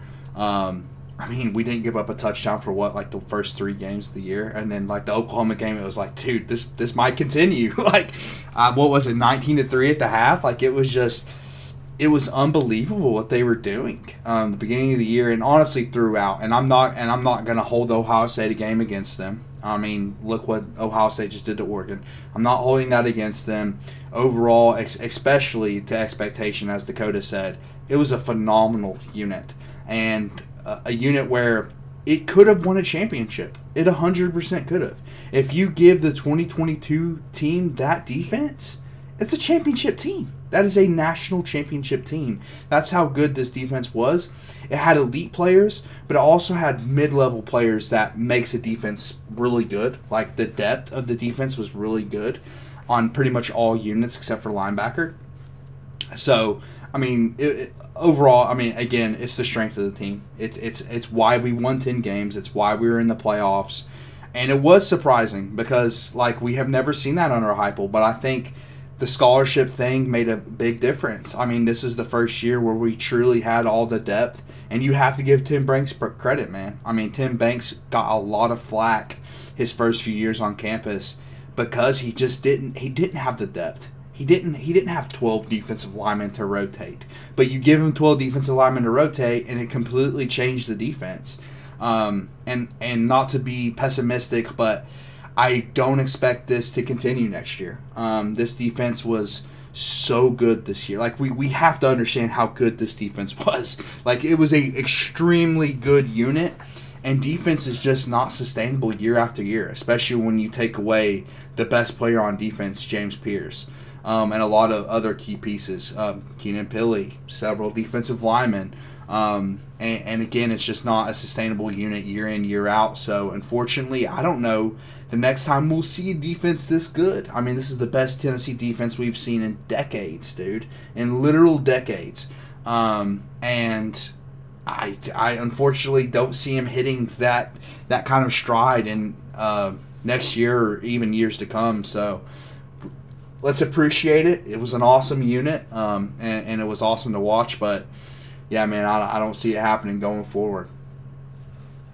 Awesome indeed to see the performance of the defense this year. Again, I love defense. I love the history of defense at the University of Tennessee. Fun fact, Tennessee Volunteers under General Nealand were the last college football team to ever go unscored upon in a regular season. And so that was in the 30s. And so, man, what a unit! What a unit! Great history of defense here at the University of Tennessee. But modern football as well. It's just it's an offensively dominated game. Exactly. And so like Austin said, great point that y'all are both making. That this is generational defense. So you love to see that. Folks, again, if you're just joining us, we appreciate you. We are smack dab in the middle of a live stream going over the Tennessee Volunteer football season. We've been handing out position grades. We're going to imminently head into some individual player awards, and then we'll kind of go into our overall take on the season and a look at next season. But let's round out the position group grades. Austin famously has stated that he doesn't care about special teams, disagrees with General Nealand a little bit in that regard. So let's talk about, we're not going to talk about kickers, punters, kickoff. Just overall. Overall special teams. What did you all give the special teams? We'll start with Dakota. I gave them a B+. I thought they were pretty good. I mean, Gilbert literally only had like the one game where he missed multiple field goals. Other than that, I feel like he was pretty solid all year, especially for a redshirt freshman. Punting-wise, Ross was solid all year, and when Tuberville on kickoffs, like we didn't give up any negative plays except for like a few punt returns that happened in a moment. Otherwise, it may have been able to be A. We didn't really change anything. Boo Carter, when Boo took over as punt returner, we had a few more big plays. If he had been returning the whole year, it may have changed things instead of Squirrel back there and whoever else.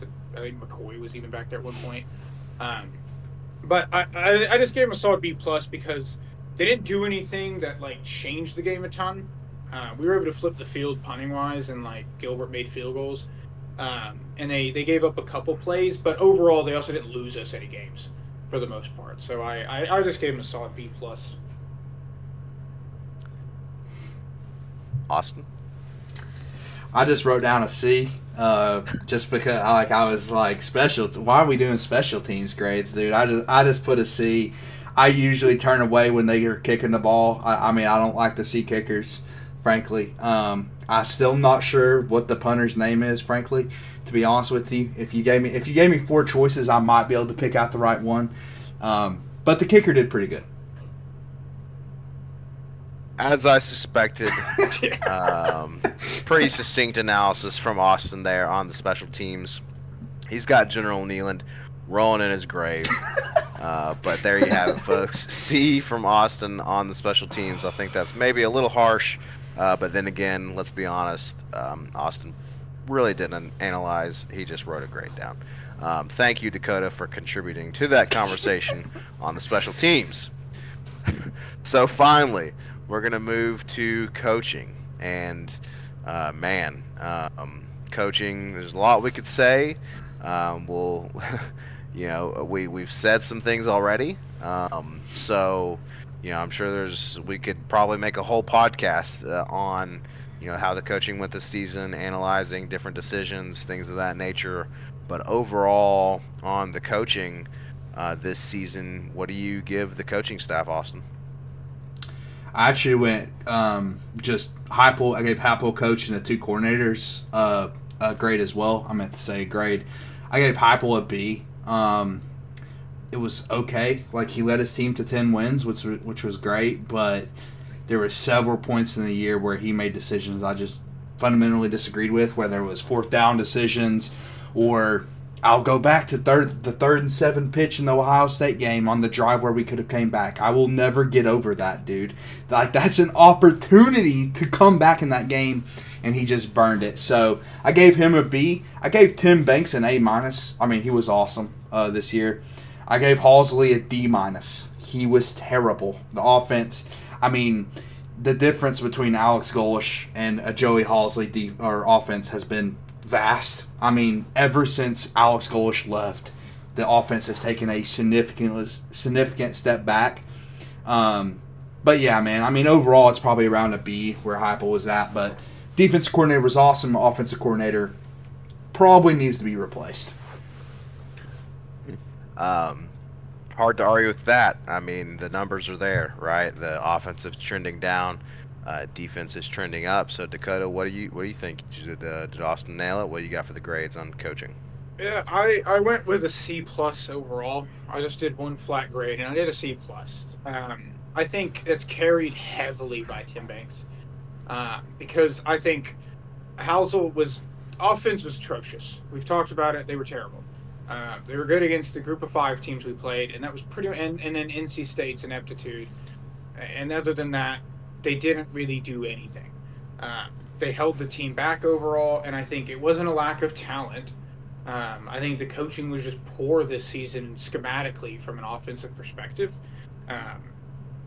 And then, defensively, Tim Banks carried the season. If we didn't have an elite defense this season, we'd probably go like 6-6 because our offense could only score like 20 points in conference play, barely. So, and the other factor with that is I give a lot of negative, a lot of negative towards Heupel on the season, because I think at the end of the day, he is responsible for the way the team shows up, and having 3 straight games where your offense gets shut out is inexcusable. He just did not seem like he ever had them ready to go. And one thing that I will never understand with him is why we're worse after a bye week. Every game this season, we at Arkansas we lose a game we should. Had a bye week to prep for that. Next was at home against Kentucky, where we only beat them by 10. We struggled the whole game against them. And then we have multiple weeks to prepare for Ohio State, and we get obliterated. So overall, and I don't want to take away, I don't want that to sound like I want the guy fired or anything either, because we had a 10-2 season. We've won 9, 10, and 11 games over the last 3 seasons, and you can't take that away from him. But at some point, the coaching has got to be the difference. And he has outcoached guys at times, but he's yet to outcoach Kirby Smart, which needs to happen at some point. And he got horribly outcoached by Ryan Day. So collectively as a unit, I just feel like Tim Banks carried the thing a lot, and overall, we should have just been better than we were. We had a rather easy schedule, and we kind of scraped by it for the most part. And there were just many moments this season where the coaching was the difference in the game, and we could have been dominating. And then I also just want to point out, I will also never forget the pitch play, because I was standing next to Austin, and once we sent the punting unit out, he stood up and was like, "We're leaving." He was like, "You guys can come with me or not. I'm going to the Airbnb. I'm done. Heupel is done. He's cooked. It's over." It's true. Hard to blame a man when he is freezing his rear off, and the coach makes a decision like that, no doubt. And Dakota, I think you make a great point, about Heupel. Again, I don't think anyone on this podcast is calling for a coaching change. But contrary to the belief of some pretentious Ohio State fans, we do not accept mediocrity here at the University of Tennessee. One Ohio State fan that commented on our video. Some Ohio State fans. We do not accept mediocrity here at the University of Tennessee in Tennessee sports.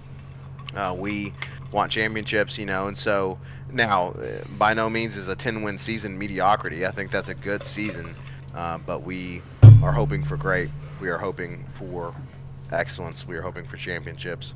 So you hope that, ultimately you hope that the coaching staff shows improvement.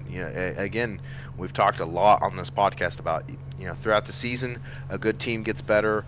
And over time, a good coaching staff should get better. A good coaching staff should evolve and get better over time. So you hope to see that with Heupel, because as Austin mentioned, I noted when Heupel was hired that he seemed to regress each year that he was at UCF. So slightly concerning there. We'll see how it goes with the coaching. We'll see if there's any shakeup in the coaching staff. We'll see, if they improve year over year going into next season.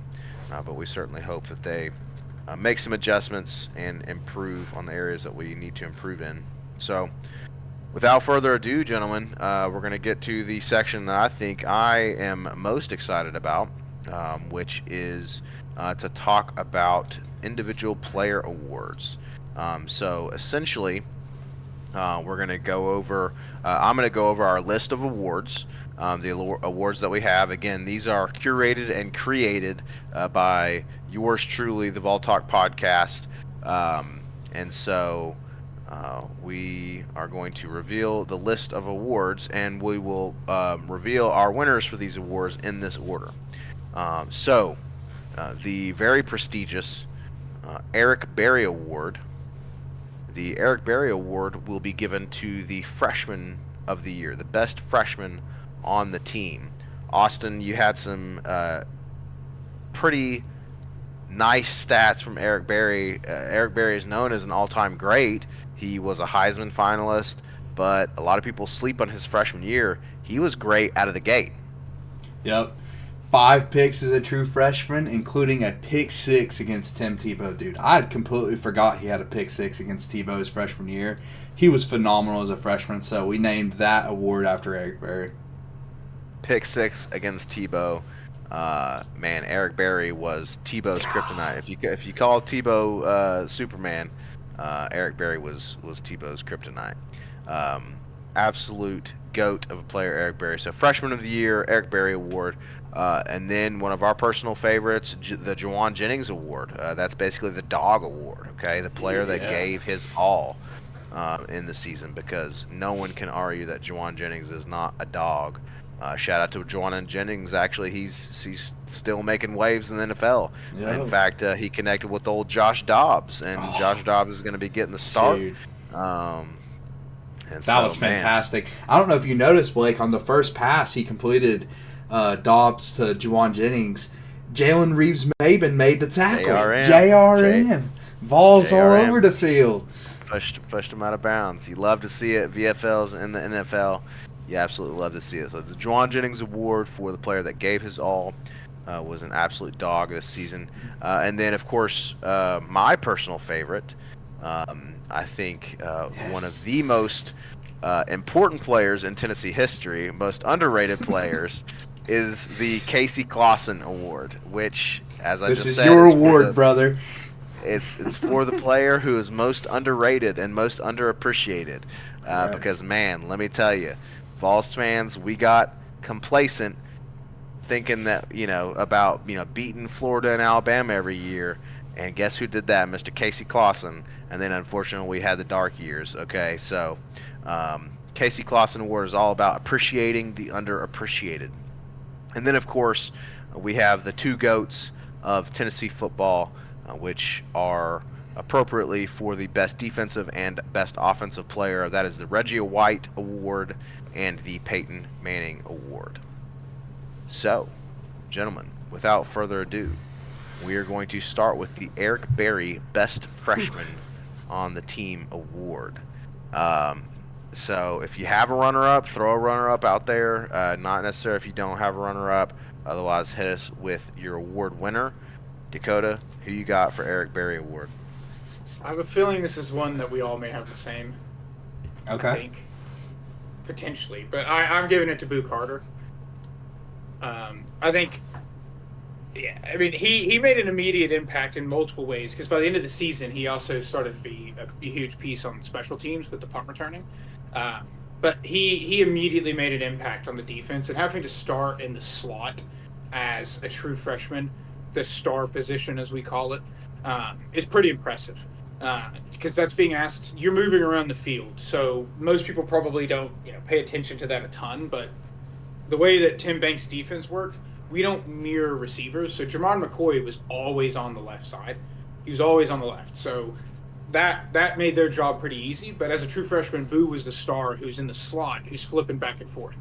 So that guy had to know the offense the better. He had to know what to expect more, and he made plays in the passing game. He made plays in the run game, and he made plays blitzing.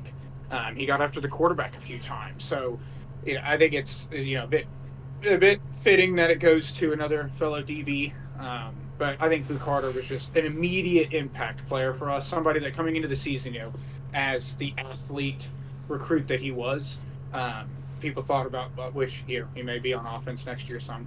But he made an immediate impact on that defense that ended up being our best unit, and he was a key piece of that. Solid analysis from Dakota, but Austin, before you make your pick, I just want the record to state, I want to make sure that you know that our place kicker, whose name is Max Gilbert, was a freshman this year. So just keep that in mind before you make your pick. Okay. He wouldn't make my top 5, but I got you. I'll keep that in mind. I also went Blue Carter, man. I wanted to make it a true freshman. I think it should be a true freshman. Eric Berry did it as a true freshman. And I got to preface with all these awards.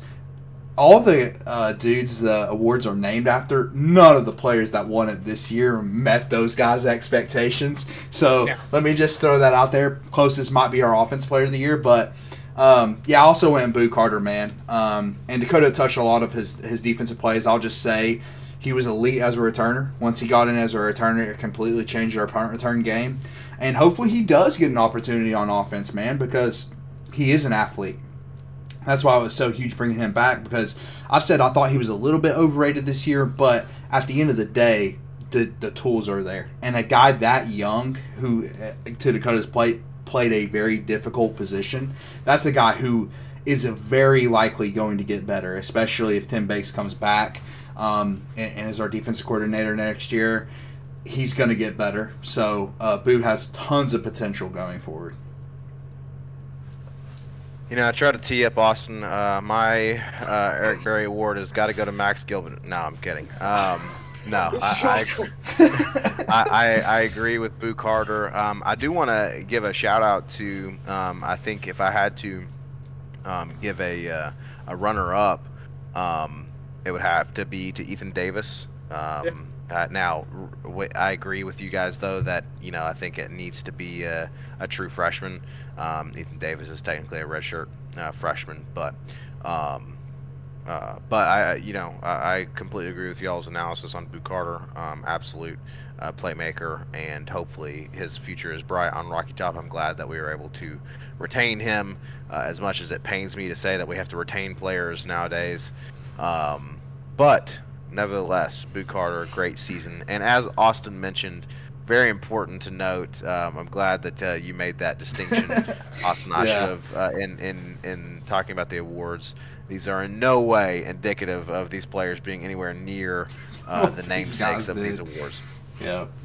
So these are Raptors kind of guys. Yeah. Let me shout out my runner-up, which is Umarov, the guard who once Karich was playing, just because he was our go-to get hurt on the guy at the end of the year. Get hurt guy. He had solid 7 to 8 fake injuries at the end of the season that gave our defense some rest. So shout out Umarov. Hey man, every person plays a part, no doubt about that. So without further ado, now we have the Juwan Jennings Award. Again, another absolute Tennessee great. The player who was just an absolute dog this season. Dakota, what you got?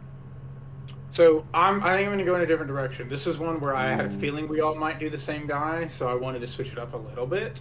So I'm going with Omar Norman Lott. Okay. I'm going with a guy who, going into this season, we didn't expect to be one of our key pieces in the trenches necessarily. We knew Amari Thomas and Elijah Simmons would be there. But Omar Norman Lott set the tone immediately, and he provided a consistent pass rush from the interior, and that dude was scrappy. He was making plays left and right. He was chasing down mobile quarterbacks. If there was a play being made in the middle of the field, he was usually there. And I can remember multiple times where that guy went running downfield to help make a tackle on a running back that had slipped through or a receiver. And he just played with grit. I mean, he set the tone for our trenches defensively. And you got to be a dog to be able to do that. especially playing in the SEC against the offensive lines you're going up against, like a Georgia, Tate Ratledge, and all those guys. Like, you've got to be good. So I gave it to him. I think he kind of a surprise guy coming up too, because again, he wasn't technically necessarily even a starter going into the season, but he made an immediate impact for our defensive line and set the tone overall with his grit. I like it. I love it. Austin, who you got for the dog? Who's the Juwan Jennings Award winner? This is Brew McCoy's award to lose, man. It's Brew McCoy. What an awesome story, right? He goes down in 2023 with that gruesome leg injury, works his way back, just busted his ass to get it back, and he played well this year. He really did. He made an impact this year, and he's just such a leader. I mean, that's the kind of guy, it's like if you give me 22 Brew McCoys, I'm winning a national championship kind of guy. And he reminds me a lot of Juwan Jennings, right? Because Dakota said he's only been tackled 4 times on the year. I totally agree. And the only way Brew McCoy's going down is because he went out of bounds. That's the only reason. Like, I've seen him drag 3 dudes on the sideline and just keep dragging, and just never goes down, dude. Which is incredible that he played that way after coming off that such a gruesome leg injury. Like, what does that do to your mindset, right? Like, are you going to give your all after knowing that, hey, that's a possibility on the football field? Like, it actually happened to him. So impressed with Brew McCoy. Kind of just like is a perfect example of a guy who, when he hit that sign, right, he actually meant it every single time. And he gave his all every single game he played. And, man, you want players that mean it when they hit the sign. You want players who are wanting to carry on the tradition of Tennessee football. I agree with you, Austin, in terms of that. With Brew McCoy, I like Dakota's pick. My pick is strategic, for the Juwan Jennings Award.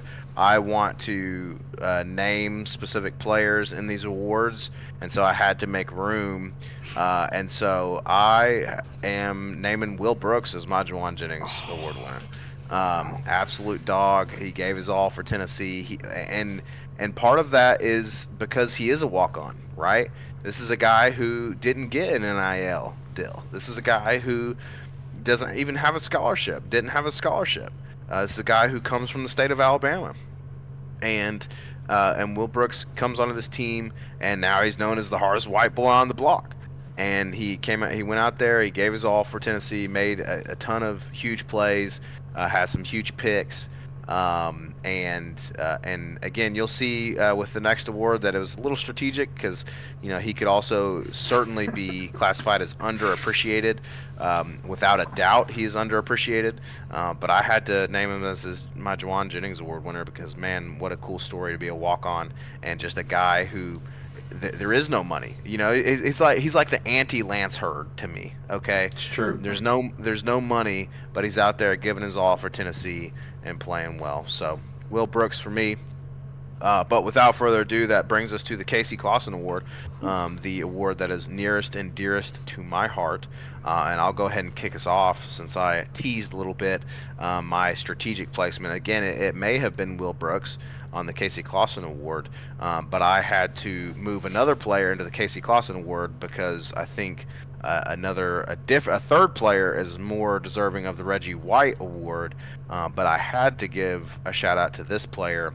Underappreciated on the year. I think he finally started to get appreciated towards the end of the season, and even got some award recognition finally. So maybe maybe I'm a little inaccurate with my award here, but Jermon McCoy for Casey Clausen Award. I think people don't. I think there's still a lot of fans who probably don't know his name, and I think they need to. I think they need to appreciate him a lot more than they probably do in general. Because as you all noted when we were talking about the defense and the defensive backs in general, he really carried that group in a big way. And man, what a huge surprise this year! And again, for the longest time, he wasn't getting recognition for how good he was playing. And so Jermon McCoy is my Casey Clausen Award winner. I like it. But now we'll kick it over to Austin, who you got for underappreciated player of the year. This man has been in the league since week 2. NC State pick 6, Will Brooks, baby. Oh, man. Of course, Will Brooks, underappreciated, man. Like you said, walk on, what a story. and clutch plays, dude. I mean, he made some absolutely clutch plays. His tackle against Jalen Milroe in the Alabama game. We're talking about he's a walk-on, and let's be honest, he's also white, so he's probably not a very athletic dude. Let's just be honest with ourselves. He's not a very athletic guy. To stop a guy like Jalen Milroe in the open field, dude, Jalen Milroe was going to score a touchdown in that game. Absolutely. If Will Brooks doesn't make that tackle. Plus, he has the game-sealing interception in that Alabama game. So, I mean, just an absolute clutch player, made big-time plays in big-time moments. So, yeah, man. Casey Clausen Award, of course, it's got to be Will Brooks. You hit the nail on the head, man. I mean, he absolutely saved the momentum of the game in the Alabama game, because that would have been a huge momentum shift if Milroe had scored on that play. Shoestring tackle. Again, I can't agree with you more. Will Brooks, what a player. Dakota, who you got for the Casey Clausen Award, most underappreciated? So my award goes to Jeremiah Thielander. Oh, And okay. that's because, Peely goes down. We thought we were in good shape with Peely and Carter to begin the year. Peely goes down, and Thielander steps in, and, Austin talked about the difference a little bit earlier about how things fell off a little bit, but overall, coverage-wise, our linebackers were never that good. And he actually was kind of an elite run defender. He had over an 80 grade for PFF in run defense. So that continued helping our defense continue to be elite from a run defense perspective specifically. He stepped in, and I think as a true sophomore too, 3-star guy, he stepped in and made some plays for us. He recovered like 3 fumbles on the season as well. So he was around the ball making plays left and right. And I think he deserves this because, he's another name people probably don't know a ton. You probably don't pay attention to him. And after Peely goes down, he has to step in, and I think he did a pretty good job of doing that and helped make sure the defense stayed elite. I think, he... Solid shout. He was, and again, from a pass coverage perspective, it is what it is. But even then, he didn't have a great coverage grade, but he only gave up like 140 yards on the season in coverage and 0 touchdowns, so he wasn't like a complete liability either. Jeremiah Thielander. I like it. I like the unexpected pick there, Dakota, with Thielander as the Casey Clausen Award winner. And so now we move into the Big Two. We move into the Reggie White Award for Best Defensive Player first.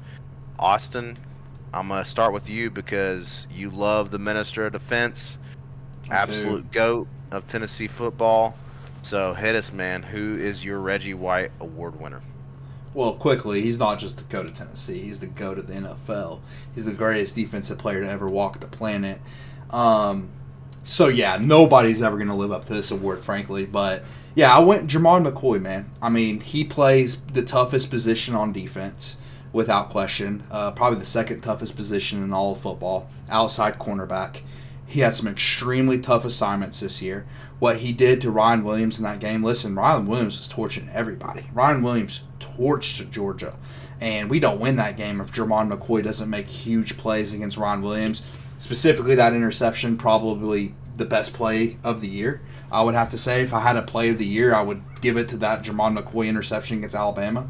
Dude, he was just absolutely elite. He finished 7th in PFF coverage grade among all cornerbacks in FBS, which is phenomenal. I mean, that's just absolutely phenomenal. So, to me, that was an easy pick. But if I had to give a runner-up, I do have runner-up for Offensive and Defensive Player of the Year. James Pierce, kind of to Dakota's point earlier, he didn't get as much credit as he probably should this year because people thought, he doesn't have the sack numbers, he doesn't have this. He was still really elite, a true difference maker. And again, I'll reiterate, he just made such a step forward in the run game, dude, which is very surprising from a guy that size. I mean, you don't expect a guy that's 240 pounds to make plays in the run game, but he was a really good run defender this year, dude, which will help his NFL draft stock, in my opinion. So, two elite players that we're going to miss when they're gone. Now, McCoy is coming back, but James Pierce is going to greatly miss him. Hopefully Jermon McCoy can build on this year into next year. Absolutely solid pick with Jermon McCoy.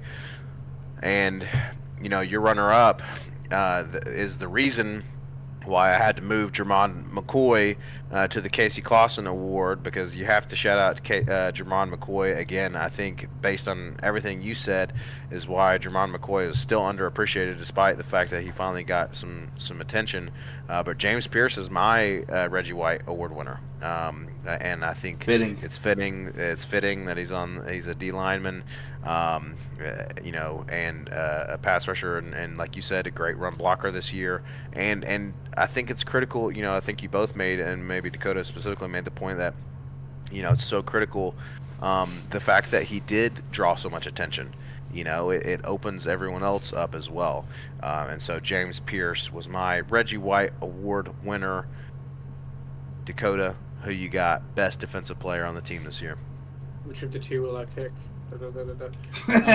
I'm going JPJ still as my award winner, and part of it's due to that thing I touched on earlier about linear progression from players and expecting them to just become better than they were. But James Pierce Jr. finished this year. Austin touched on this too earlier, that his run defense got better, and he finished basically in top 20 in pass rush and rush defense grade as an edge guy, which is impressive.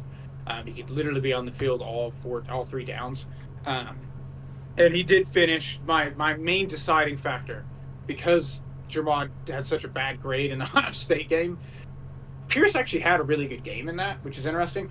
But in the end, it resulted in JPJ finishing with just 0.1 higher overall defensive grade. Literally 0.1 higher I know, dude. than McCoy. So that was the small tiebreaker for me. And I mean, even on the season, he had a 21.4% pressure rate, which that means, think about that. If a quarterback drops back to pass 25 times, JPJ is causing a pressure on 5 of those, which is insane. Like, you guaranteeing one of your guys will get pressure on 25 times on 25 dropbacks is incredibly valuable. And again, like I just touched on, he showed up for the Ohio State game, which is impressive from him because he's about to be a top. Who knows at this point? I think his combine may jump him back up into Trayvon Edgeworld Walker, that is. But I mean, he actually had a solid game against Ohio State. Had multiple pressures. And then to Austin's point with McCoy, JPJ showed up in the Bama game. He had 10 pressures in that game. 10. He had Milroe running for his life, and still finished the season with 8 sacks. And I'm not a big fan of looking at sacks solely as an edge rusher stat because pressures matter more. But yeah, and then runner-up is McCoy. I mean, it was those two guys. And Jermon came out of nowhere to do what he did.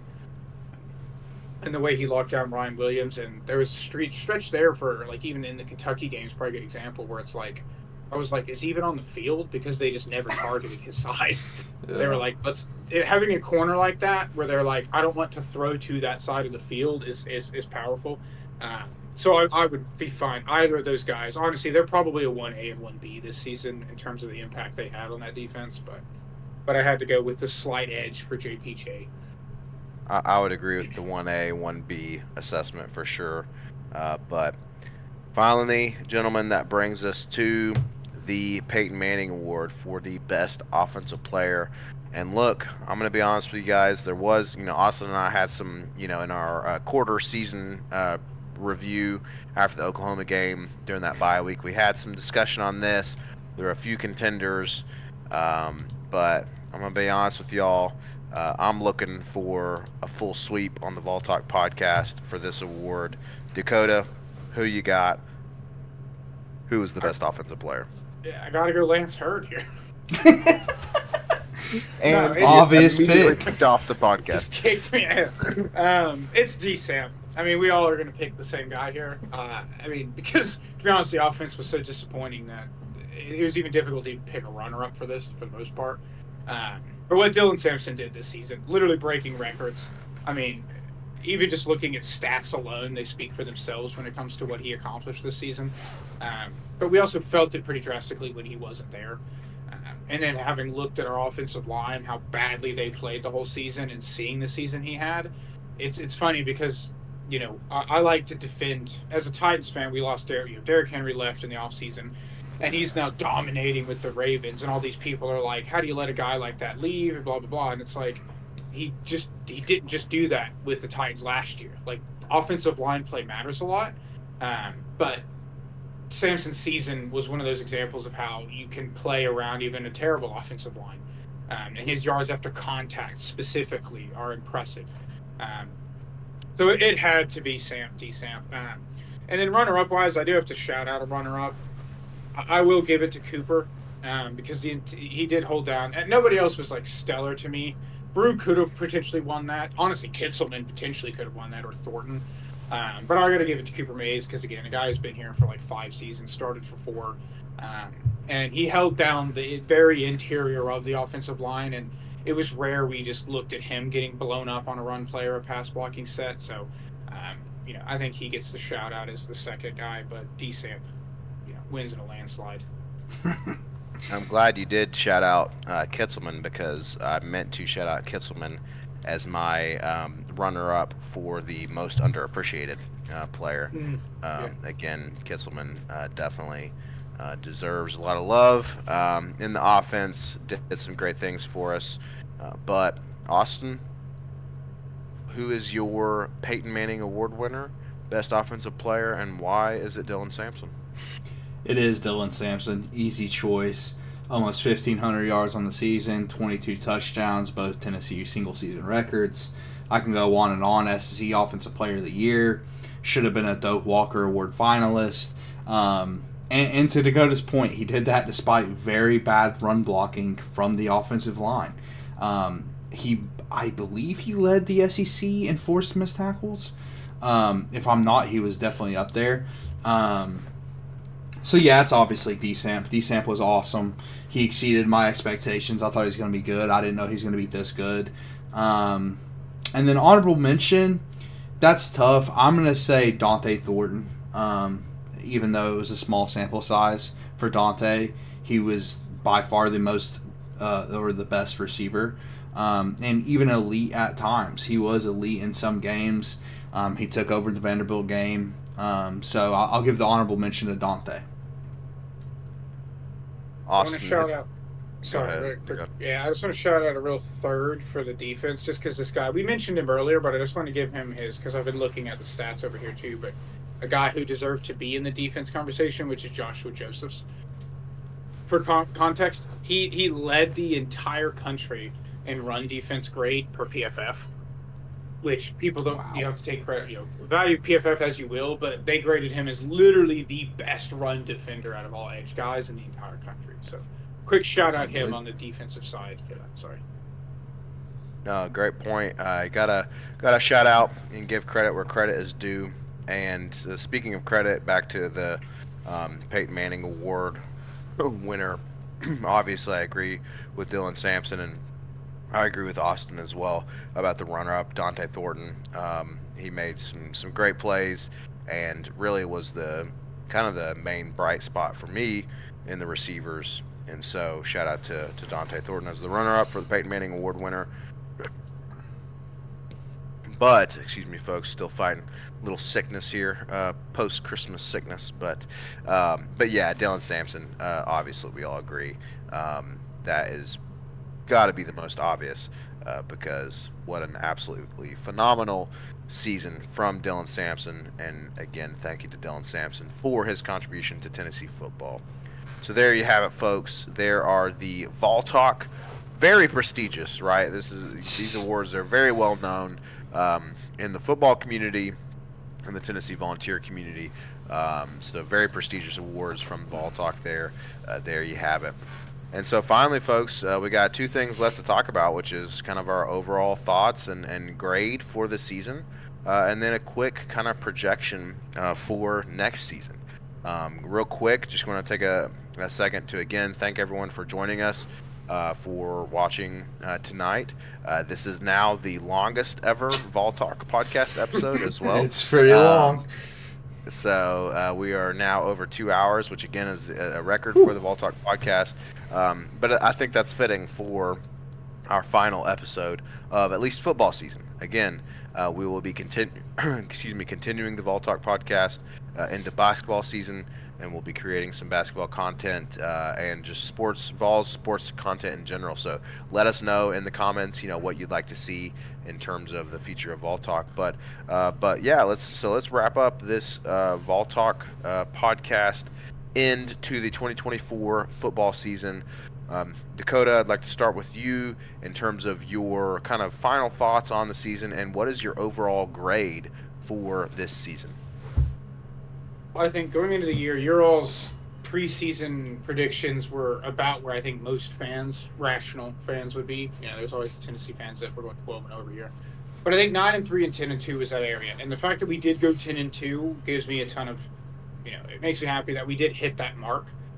It is disappointing the team that we lost to that put us at 10-2, where you look at the fact that we could have gone 11-1. So I think that has to go into consideration. At the end of the day, I gave us like a B+ grade on the season because at the end of the day, we made the 12-team playoff. We were one of the best 12 teams in the entire country with a redshirt freshman quarterback and a defense that kind of came out of nowhere. So overall, I think it's a positive season, and hopefully we build from that. You would like to see us do so. But I think given preseason expectations, the talent of our roster, and I think coming to terms with the fact that we're just not quite on the same level as an Ohio State yet, makes that not as impactful, and the way that they just absolutely obliterated the number one team in the country changes the scope of the end of the year a little bit. But I couldn't go quite with an A because we still had a loss in there that was atrocious. And we struggled in games I don't think we should have. We still beat Alabama and Florida, which is fantastic. But overall, we did what we were supposed to do in most games, but we still fell short in some moments that mattered the most. So, going with a B+ overall. Which I think kind of encapsulates what you said at the top of the broadcast, right? Was your one word was confusing, right? It's confusing because it's like on the one hand you have a great solid season, but then on the other hand it's like, well, wait a minute, when you faltered, it was like, why? Exactly. So, Austin, overall thoughts on the season and final grade for this season? I think B+ is fair. A B+ range. Like Dakota said, we did make the 12-team playoff, which was an accomplishment. Our performance in the 12-team playoff was not great.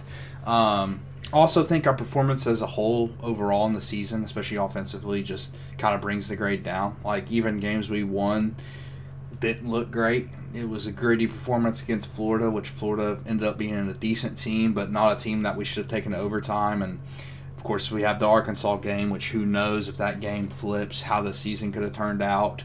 But I mean, we did leave meat on the bone, but at the end of the day, it was a solid year. It was a solid year. Just like I started a podcast, I'll end it the same way. It was a solid year. We beat Alabama. We beat Florida, which, dude, as a kid, we didn't beat either. We didn't beat either for like years. So to beat Florida and to beat Alabama, it's a special year no matter what, really. But yeah, I mean, I think it was a year that we'll look back on and be like, oh, what could have happened, but a good year overall. I want to clarify, when y'all were kids, correct? Which is, why I'm gonna go a little bit lower. I'm gonna go B-, because at the end of the day, we don't accept mediocrity here at Tennessee Volunteer Football. Now, again, is a 10-3 season mediocrity? Not necessarily, but disappointing end, as you all have mentioned. And I think, Austin, you hit the nail on the head with the offense being so disappointing is really what drags it down for me, right? Is, the underperformance in an area that we should have excelled. And then just as you both have mentioned, the fact that we struggled in games that we shouldn't have. And to Dakota's point, just kind of the confusing nature of the fact that, man, we could have been better than we were.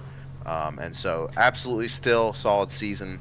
Thankful for the season, right? Thankful for, as you all have mentioned, beating Alabama and Florida, as it should be for the Vols. Okay, baby. That is why we have the Casey Clausen Award, because people got to appreciate, man. People got to appreciate beating Florida and Bama in the same season. So, B- for me, but as you all mentioned, we're all in kind of the B range. solid season overall. And so now that finally leaves us with what do we got for next season, boys? Austin, what do you think? We already talked a little bit on the Ohio State review about the movement in the transfer portal on our team. It's a little concerning, a little worrying, especially if Mike Matthews continues through the transfer portal. But overall, what's kind of it's way too early, but what's your projection for next year and kind of how you see the season going? Are we going position by position for another 2 hours? Please, God, no.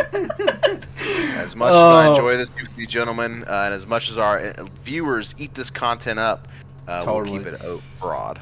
Yeah, man, we'll see. We're gonna have to see how things play out. It's gonna be a lame answer. We'll see. The closer we get, the schedule's a lot harder next year. That's what I'll start with. All the games we won at home this year are gonna be on the road next year, which includes Alabama, which we haven't beat them in Tuscaloosa in forever. Blake will have to tell you about those days. And we haven't won the Swamp again. Blake will have to tell you about those days in the Casey Clausen era, because I don't remember it. It's gonna be tough. It's gonna be a tougher road next year. We're losing key pieces, which is a factor. Like James Pierce, like I mentioned earlier, having a lead guy on the defensive line like that is such a difference maker. But we also get year 2 of Nico as a starter. So that's an optimistic viewpoint on the year. He'll likely get better. It's possible he doesn't. It's very possible he doesn't. But again, year 1 in Heupel's system, he has another year under his belt. He'll probably get better. So I think the offense will probably improve. I think it's hard not to improve, right? I mean, we talked about 3 games in a row where we don't score a point in the first half. They're probably going to get better. But the defense is very likely to take a step back. Very, very likely. So if I had a very early prediction for next year, I do not think we're going to make the playoffs. And I think the ceiling is probably around 9-3. Unfortunate. Very unfortunate, because you want to see progression. It's unfortunate, brother. Your head coach and your team. So it's getting late on the podcast, bro. Oh, man, we don't want to end on a bad, pessimistic note. Awesome. So tell us how we're going 12-0, Dakota. Man, yeah, please give us some hope, Dakota. What do you think for next year? Schedule's a joke. We'll cruise. We may win by average right now. I don't want to be too bleak either, but trying to leave all the noise that's been happening, all the rat poison and everything with the transfers and everything. But I will say Austin's point is completely correct. Our schedule next year is tougher. We have a similar game where we played NC State this year, and going into it, we thought they'd be a decent team and a ranked game, and they ended up being abysmal. We get to start off with Syracuse next year in Atlanta. And they actually look decent. They're finishing the season with 10 wins, just like we did. They beat Miami to end the season. And then Kyle McCord, I think, could technically come back with the COVID stuff. I think he's a senior, but I think he technically could come back. So that could be an interesting game to start the season to begin with. And then, to Austin's point, the flipping of home and road, where we got to go to Bama and to Florida next year. And then Georgia at home is almost like a wasted home game, it feels like, at this point, because we just have not lived up to that hype. But one thing I will note on next year's schedule that is, just in case people haven't looked at it yet, we play Georgia week 3, which is very new, and then which is good and bad. And the reason it's good is because if we lose that, it gives us time to rebuild back up. Because I think Austin and I touched on this during the playoff stuff, that when you lose matters, because people will still bring it up, but Notre Dame losing NIU literally doesn't matter now. They're in the Final Four. It doesn't matter. They fought their way back in. They didn't lose again. The game that I would circle, we're going to have a baffling road loss in there somewhere. So maybe at Mississippi State, I don't know. But the game that could be, if things are going well next year, to be positive, right? If we are 9-2, or sorry, we would be 7-2 at this point, or 8-2. Yeah, we'd be 8-2 if at worst case scenario. But Florida is the second to last game of the year, and it's at Florida. So losing that game probably destroys any chance at a playoff run unless we're like undefeated going into it. We have to have probably one loss at the absolute worst, and it's got to be a close loss. So that game right there, depending on how the rest of the season even goes, it may not matter. But that'll be a very interesting one. And again, Blake being the one to talk about this, but like playing Florida that late is also wild because in our entire lifetime, it's always been a September game, always. Correct. And then it started to shift here lately where we played in October some, but like typically that was a September game.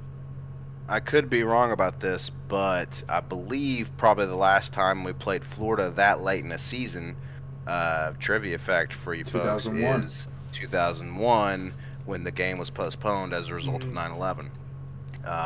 And fun fact as well, we went on to win that game after an we're winning. After an absolutely fiery speech from Phil Fulmer, baby. Well, to be fair, it's a good point because one of the things, didn't even think about touching on that though, is that the weather won't really be as much of a factor.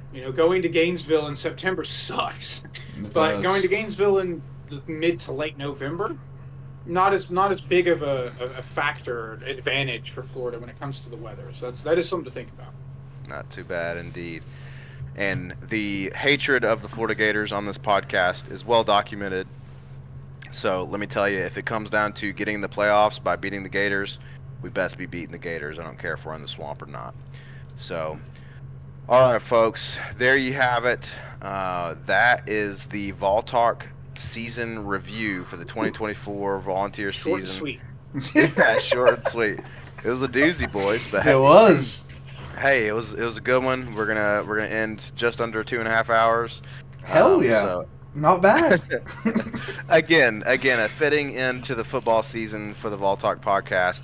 Listen, we've really appreciated you all for supporting us this year. Look, this is the first year we did this. Austin and I kind of got the whim. We spent so much time talking about the Vols. We said, why not just do it on camera? Right, so that's what we did. As you all have seen, the production quality is still, we're trying to build it up, and we hope to improve it going into next year. Dakota, we appreciate we appreciate you joining us for episodes, especially when I couldn't make it, or for live reactions. We appreciate you. We definitely hope to have you on, continuing on with other sports, or next football season, whatever your availability is. We'd love to keep having you on the podcast. And again, thank you all for your support this season and for subscribing. If you haven't subscribed already, please hit that subscription button. I know you're out there, okay? I've seen the analytics. About 65% of you are watching and you aren't subscribed, okay? So shame on you. Hit that button, hit the notification bell. And again, we appreciate y'all watching this season and watching this live episode of Vol Talk reviewing the Tennessee Volunteers season. As always, go Vols. We'll see you next time. GBO. And shout out Daniel in the chat.